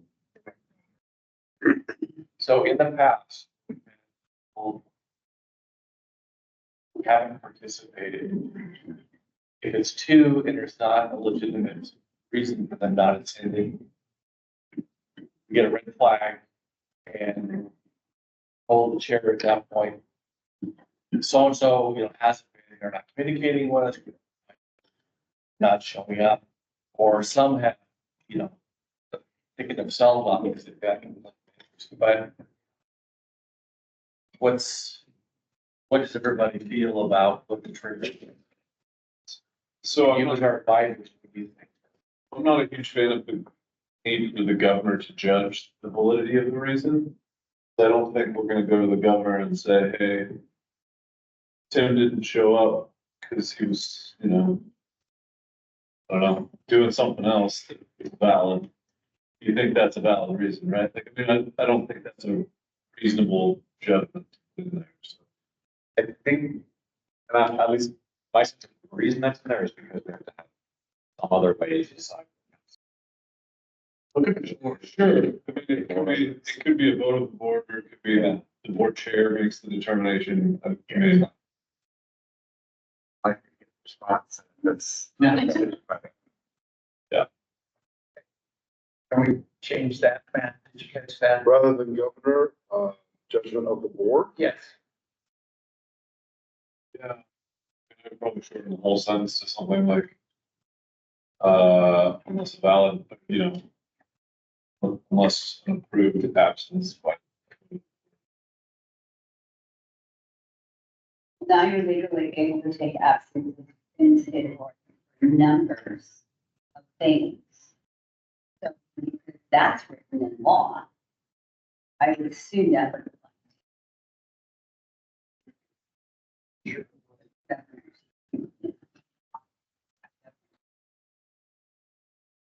make sure that whatever those reasons are. I want to change the spelling. Yeah. More, unless there's more that we don't know about.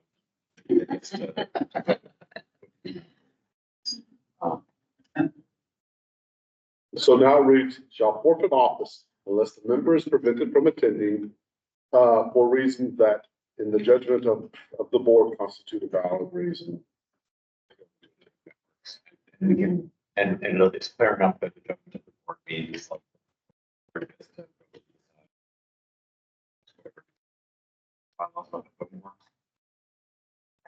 Okay, keep going. I think. All right. The next 3 is kind of dry. Yeah, during cut drivers, once we started counting membership and we're like, okay, we actually need to specify our their numbers. There's that, and scroll down, I think the next section was about approval. We realized there was no way to kick someone off the board. Not that I really imagine like we need to, but if we did, it now for somewhere. Ask a quick question. You're taking away the form. Does the board need to be present? The previous one, made sure we had it. Right there. 3. 3.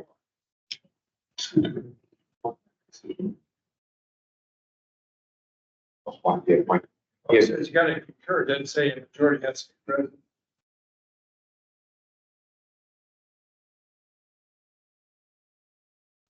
But if we could do things remotely, if we could do that, but this is just about concurrence. And then the issue there was that it said 8 voting members, but we didn't always have enough people appointed. our understanding of the retention of power resources, that's supposed to be like simple majority. We have, if we were underappointed, we need a lot more than simple majority. And then the next decision this board will make will likely be a comment letter. That's always taken.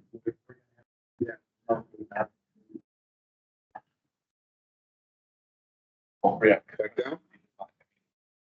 Also, be physically present, but also.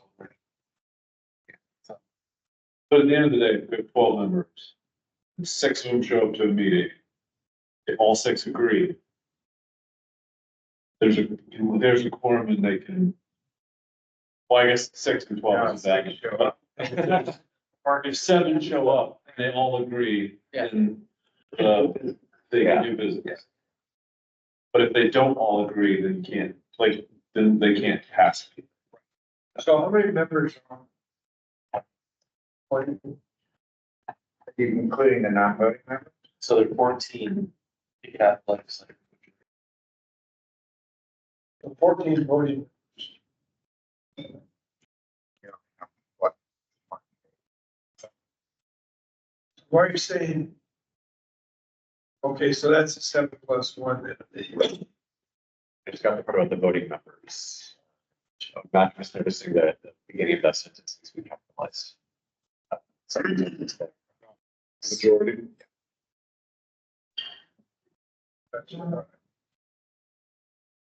And then, okay, now we I think we had this language that we had in.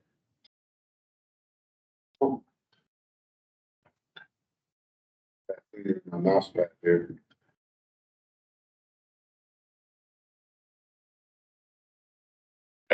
It was booting off chair. We didn't get rid of chair, then we could make a new chair. The way it was written, we could remove a chair from office, but then there was no way to then make a new chair. We'd be in like this weird paradox. So now, if both Jeff and I give vote off the island, then somebody, one of you guys or the staff, pick a new chair long enough for us. I volunteer hands. Basically says like the next chair's job is to convene everyone to vote for another chair. I think the next bit is getting onto stuff about.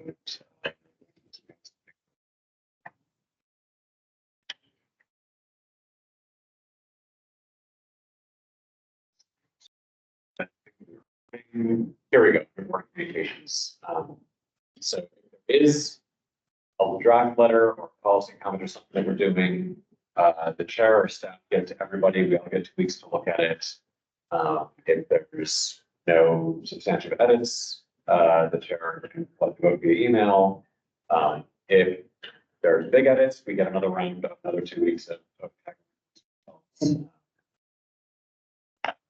if we still can't agree after that, then we, whatever work. Wait until the next. Yeah, we get until the next. Are we governed by Oregon public? Would it be a violation of the public? So, yeah.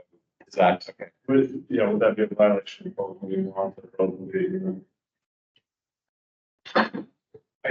So this is for a public comment, not for. I think as long as it's, correct me if I'm wrong, it's max, I think it'll be 20%.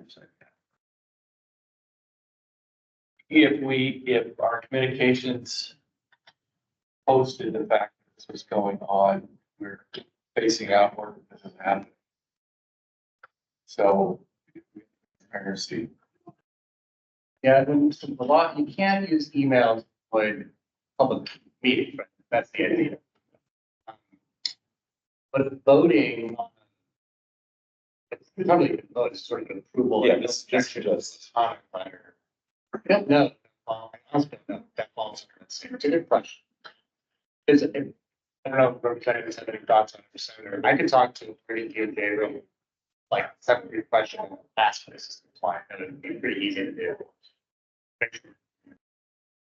And there's some other sort of language that they would, that we should have there instead. I mean, we were going for kind of clarity of intent, if there's tweaking that has to happen for the annual rules, that's. So on the timing.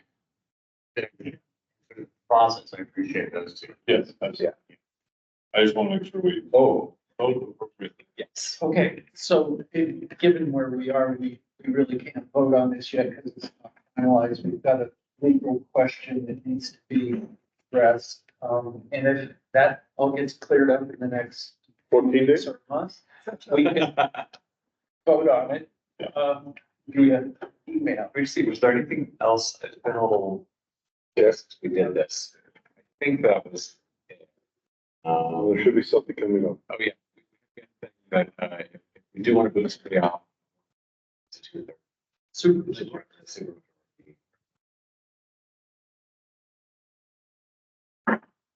Okay, so this will go to legal review, Max, electing you. On to the next item of business, which is the 2023 annual report to the legislature, which is had a chance to review that. It's been out now for 3 months.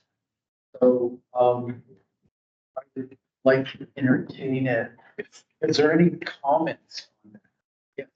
There's, a couple of things in the key Hanford related items to watch in 2024 that are now out of date. Holistic, also the Melcher 2 heat up, things that have happened. So I'm sorry, I don't know if we want to update those or date it to before those things happen. Good, that's fine.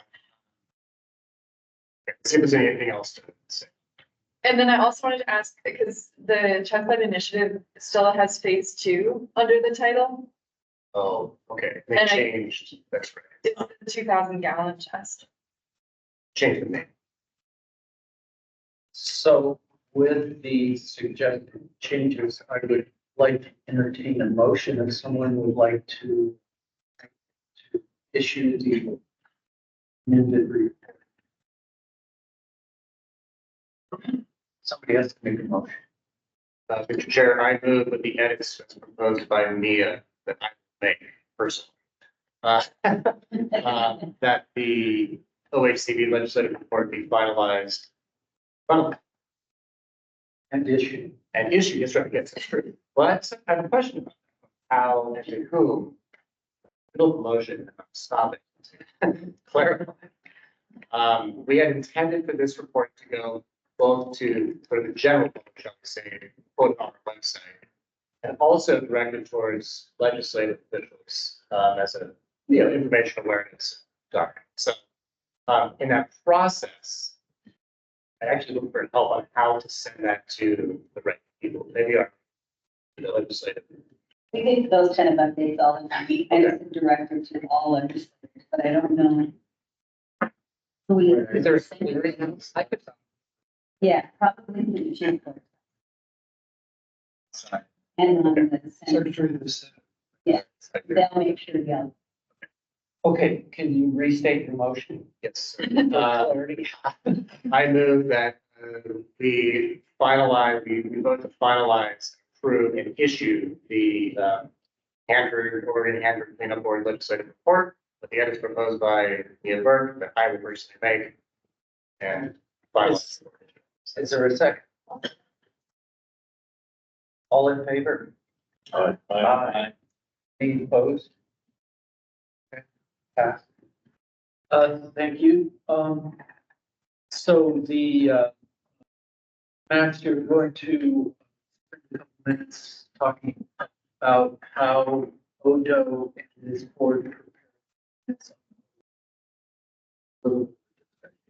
Yeah, and the question there is, do we, do a joint, comment from the board and Odo, or do we do two, shall we say, complementary? So as we heard this morning, talked about today, the holistic negotiations have been released, documents have been released. Public comment period starts officially at the end of this month. Yes. May 30th. May 30th. And then it's open for 60 days, A little bit, yes, the August 2nd, so Hanford holiday, so a little over. 2 months to August, very specifically. So, our intention is to, Matt's our lead, really, but the whole team will be involved, review those documents. And as we often do, come up with a comment letter from Odo staff. This is of such significance that I think it's worth a conversation about. Should the board also submit its own letter? Should the board and the staff have one letter? I propose that we have two. There's a couple of reasons why. Our letters are often more technical in nature. And I think it could be an effective strategy to have the board then borrow some of the concepts that our technical letter might have, cherry pick, well, into a more succinct, high level, brief letter of its own that stands on its own merits, perhaps references a staff letter. Then we get two letters from inside, with reinforcing messages and make an assumption that we agree on the content between the board and the staff. I think that's a good idea, but we can talk about other options as well. So Beth, can the board letter be actually its own letter, or could we say things that we really want to say, not just things that coincide with? Yeah. I didn't quite get that. Okay, that's what I, yeah. Like sometimes feel that things that should be accentuated. Yeah, that's why we exist as separate. But I think that there lies an issue, because you're gonna get different opinions. So which opinion is gonna be in the letter? It's gonna be an accumulation of everybody's individual opinion. That's a good point. Good point. Is there? At the form sent multiple. Or does that definitely? You put together a draft, takes in everybody's comments and come up with a consensus for what that letter needs to be. Because our technical letter, go to Max say. I don't think consensus in this context is feasible. If we are a board representative of a population, and the population will not have. So I don't foresee myself doing it necessarily, but I think if she's coming from a different point of view, that it ought to be included as a minority, opinion, and it can be labeled as such. We have done that. I remember a letter. Yeah, here's the letter. I remember this was about the, I think it's a consent-based citing letter that we wrote. And Mary Lou, previous board member, had some opinions that were in the majority.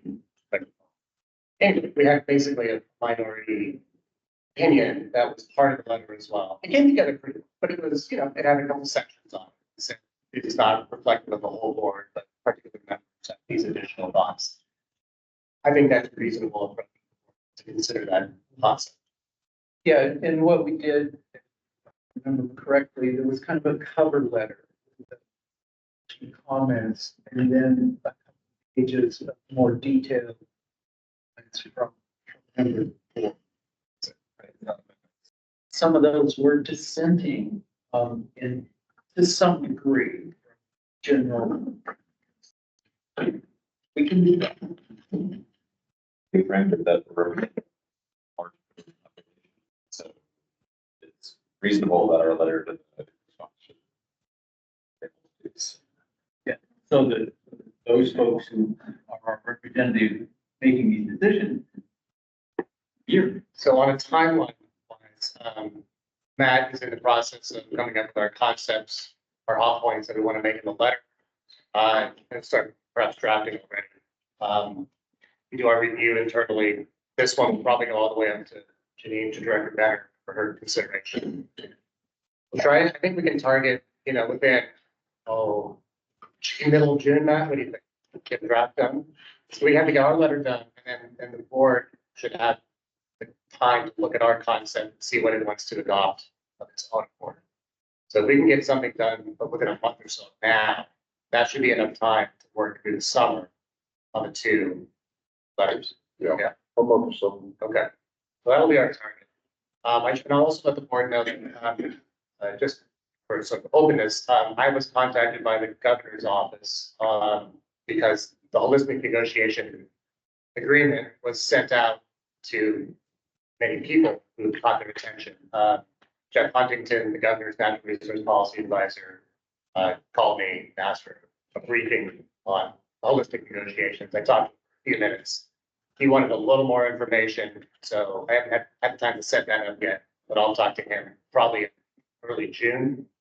I don't know if what more he wants other than a briefing, but if he wants something more, then I'll certainly give the board influence on what happens there. Okay, Bill, thanks for clarifying. Any other comments on, I think we've reached general agreement on how to move forward on comments on the holistic negotiations. Mark, could you give us an update? Well, I'll give you two updates. One other thing that came up. Everyone needs to go into your workday account. And I know. And we're all on consensus on that. So Yes. there's required annual training, and we just got it just got pushed out to our section, but it also impacts you because you're considered state employees like we are. So you'll need to log into the account and see if you've got anything waiting for you in either. There'll be required ones. There's also policy reviews that may be in there that you're gonna need to acknowledge also. So if you have any problems, please reach out to me. I'll do my best and get you in there, but just try and remember that once you've got your credentials to go in, get your shortcut, and just check it periodically. We do it, it's just a matter, of course, the state employees are how we are, and it's, I gotta remember, make sure you guys go into the same, as painful as it can be, and just make sure that there isn't anything waiting there. You're required to do, because that is, they don't exclude board commission members from a lot of training that we all have to do. Vacancies, so we just filled two, welcome aboard again, like Mandy. I believe that we have, I want to say we've got two more Vacancies on the public side. on the pub, so we have that is open in Workday for applicants to put in. And then once those applications are in there, Max and I review them, we discuss them with Jeff, Stephen, of course, too. In the past, when we've got candidates, we will do individual interviews a lot of times. Jeff and Stephen, Max have met with people individually too, had coffee, discussions about, you know, their interests, et cetera, answering questions. And then we make a recommendation, and it takes a while in that process to get through, as Mike and Mandy can attest to, that you have to be patient once you go in there, because the schedule for a governor's office, boards and commissions to make those appointments. So they don't happen immediately. You can have someone that actually recommended and they can sit there for a while. So, no, I'm saying confirm. So we don't have to wait for those, but there's a cycle. So they come up and then they take it with all the, I want to say there's 200 plus boards and commissions. That office will say, okay, put your recommendations out, Max, and I make those push them, and then a lot of things happen. So, two more positions that we need to fill. We do also have the folks that are terming out next year. So I would still encourage, board members, if you know of folks that are good candidates, have them reach out to us, get more information, and they can apply. They may just be sitting in the queue for a while. But it helps us to get ahead of when someone turns out. Someone that's 2 terms, they can't go anymore. So it helps. We make sure we have them for. Okay, So it's not clear on the legislative side. How many they can, how many? So there's 3 and 3. three, and there's currently one Senate vacancy. And one for one from each. Yeah. So we wait till we are told what these are. If we understand it, all of you go and say, we're interested in these things, and then someone can say, here you go. Next thing you know, Janine, Max, hey, guess what? You're getting so-and-so. Then is, yes, he's retiring. Yes, Will they? we're not gonna let him. Okay, I'm glad to hear that, but will the governor replace him? I think you put out a message not long ago from your office, but That's, I don't want him to retire. Okay, but if you want to speak to that process, you know, because I, it's your staff that put it out and said, give it what your intention was, and find somebody to fill your seat, correct? Generally speaking. Site, so just. But we also rely on all of you, because you've been involved, and your predecessors also. well, I'm not leaving. They can own that. But, you know, to tell your colleagues what we do. Because I will say as an administrator, over the last 11 years, I've seen a lot of folks from legislature that get appointed, I've never seen them. So I appreciate all of you taking time to come and get involved. We need to. You are invited to also voices back to constituents. What it is that we do. So if you hear colleagues that are interested, there you go. My case, I would think that it's a place to be. We border Washington. I'd love you to work those. No, you wrote that. We've always had this geographic connection, the legislators traditionally, good balance from the valley to the 84. Expect it's gonna say that way, but we don't have control on your side. So, but like I said, we've got, if anybody's interested, it's, you know, like we go out to dinner and have a good time. It's a fun tool. Yes, they are.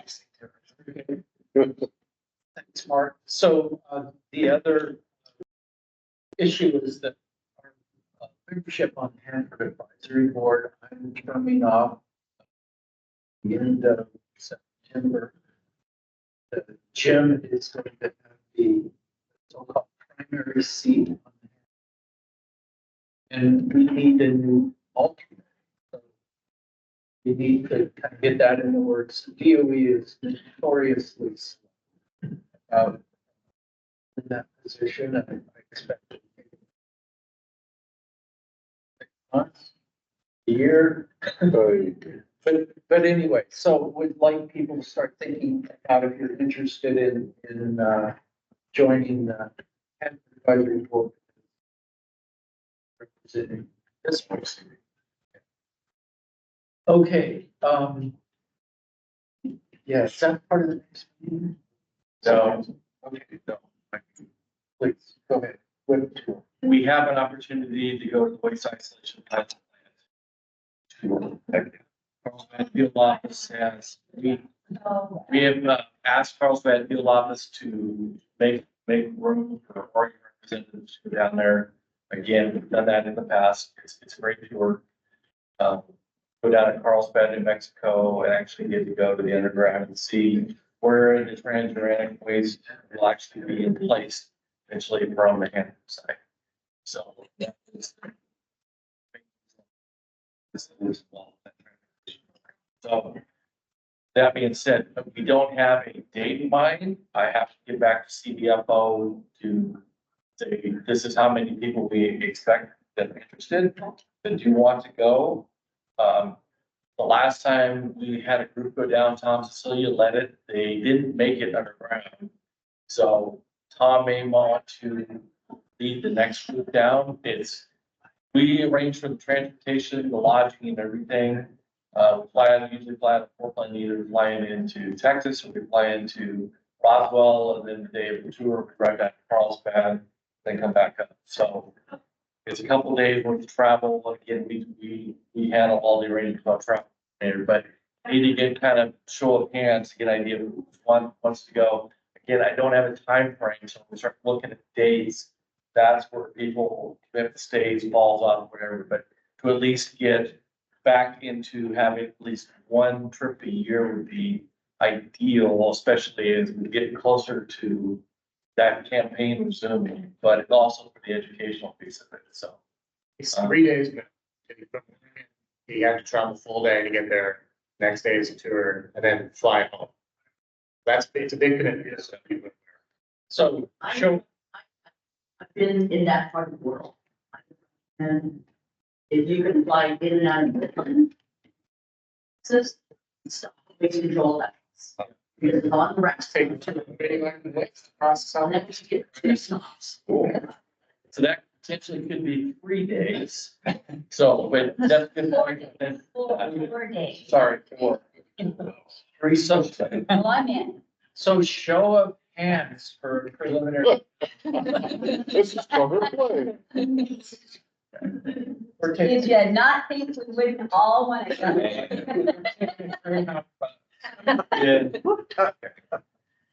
At that point, say, yes. and it's. Yeah, there could be people that. So. We're gonna plan on at least a dozen. So that being said, then I will work on that on my end. Like I said, I don't have a time frame. It could be working window in the summer, it could be September, could be. I think I'd be the ball mark. So we'll start working on that. And again, back to your coffees. Hey, you get to go to. Yeah, there you go. Okay, along the same lines, our next meeting will be an in-person meeting. We need to talk about the date and location. So Mark, you mentioned something. Well, for me, but I've got some other folks that I can see, so it doesn't matter to me. It's what you all want. I'm, I'm retired. Pretty old. Trips planned this fall, so is anybody, if we just kind of pick a date that we're looking at, over to start with for fall? Yeah, the first or second week of October. Does that cause anybody? Well, look, Mark, you are on vacation, so it's okay. You're not taking vacation, so. We're an integral part of an organization. What days are you thinking on? Well, we often do the first, second, third, the first week of October, which is Monday, September 30th, October 1st to Tuesday. Whatever, let's put it out there for consideration. And location, those things kind of go hand in hand. Are we talking Hood River, Portland?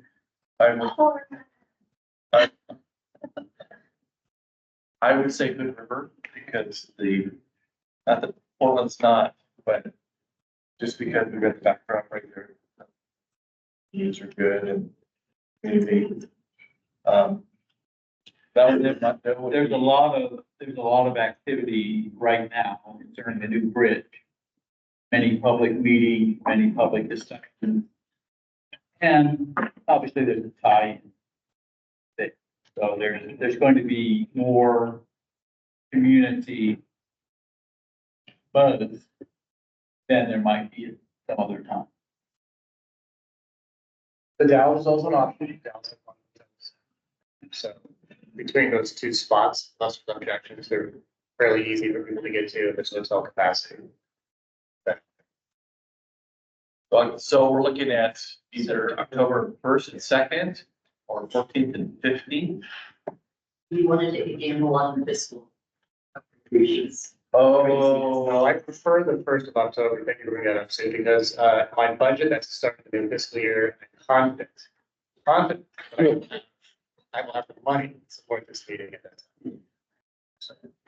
So Tuesday, October 1st and Wednesday the 2nd, and then look at Hood River first and Dallas the 2nd. And potential, one of the things that we can look at in terms of potential agenda item is the bridge construction, I-5, and then bridge at Hood River. There's a question about dredging, sediment, digging up, and lakes. So Laura, you had a question and requested some more information on climate change impacts. I think perhaps both at Hanford and maybe, sort of impacts climate change and climate at the site, what DOE is doing to consider. A lot of decisions, I mean, we talked, this is the interesting thing about Hanford decisions are made for so long in the future. You know, forecasting what it looks like in the future rainfall, it's hard to do. But I'd like to. Let me just put something else up too, since the closer we get, and when we go to Hood River, we can usually do a 2-day meeting instead of a 1-day, which is what we used to do. Travel in the morning, we have the first day in the afternoon, and then it's between ecology and DOE on what they want to present. You know, in the past, we used to do RLRP 1 day and then EPA and ecology. We went to travel later in the day, first day group dinner, and then the all-day meeting on Tuesday. What would our colleagues at DOE and ecology, are you better with the 1-day presentations or? Well, if the date for the board meeting is the 14th, that's a federal.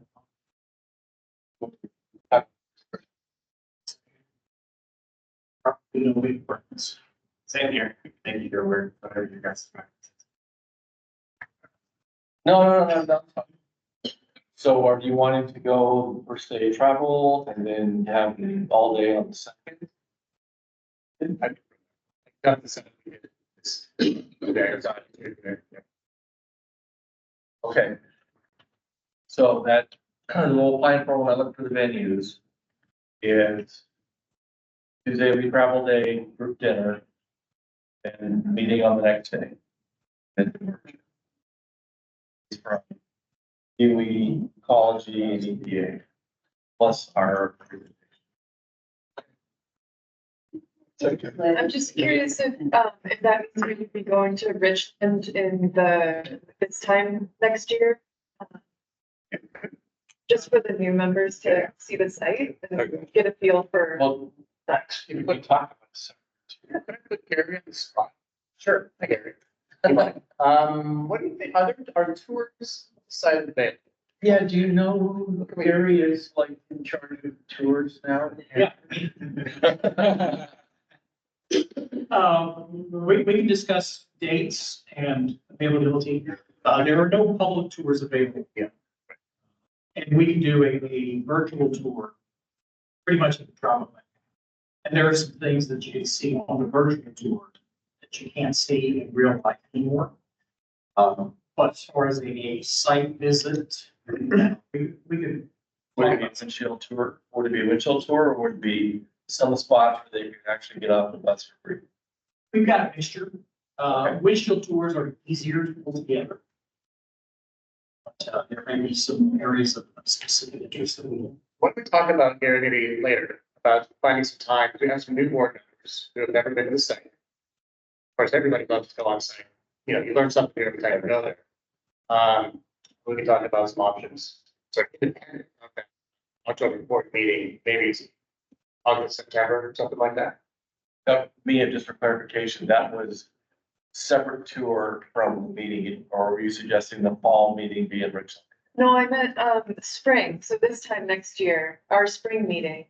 It would that be, and I know that's looking way far ahead, but since we're doing Hood River at the Dalles for the fall, if we would consider doing. Yes. Because I know we've talked about trying to just go every so often to Richmond.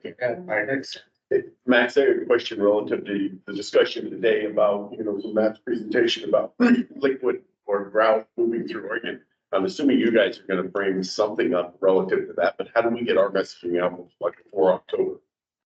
Well, that'll be in the comment letter as the jumping off place, to get that message going. Yeah, I think the top line message that all Oregon agencies hammer on is ground in Ridgeland, and do not consider shipping liquid waste through our community. I think CTIR.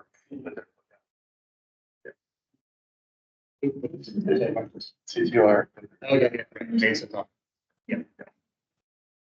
The reason being that we don't compete anymore.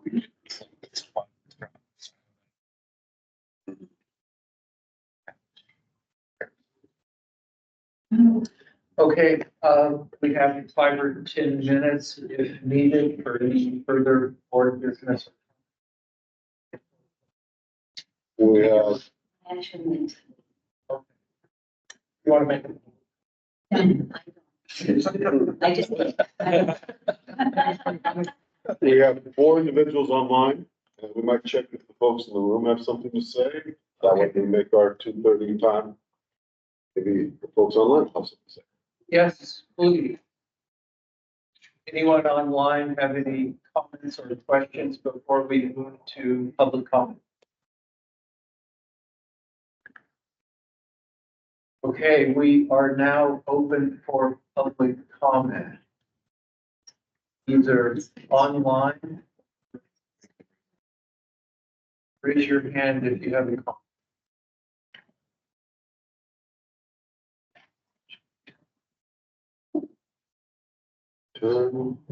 April.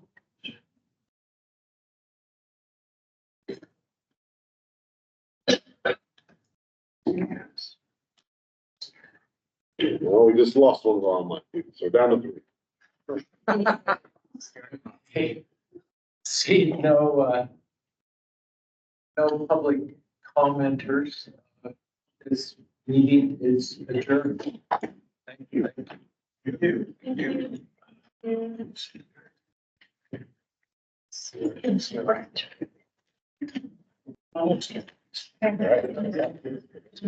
you.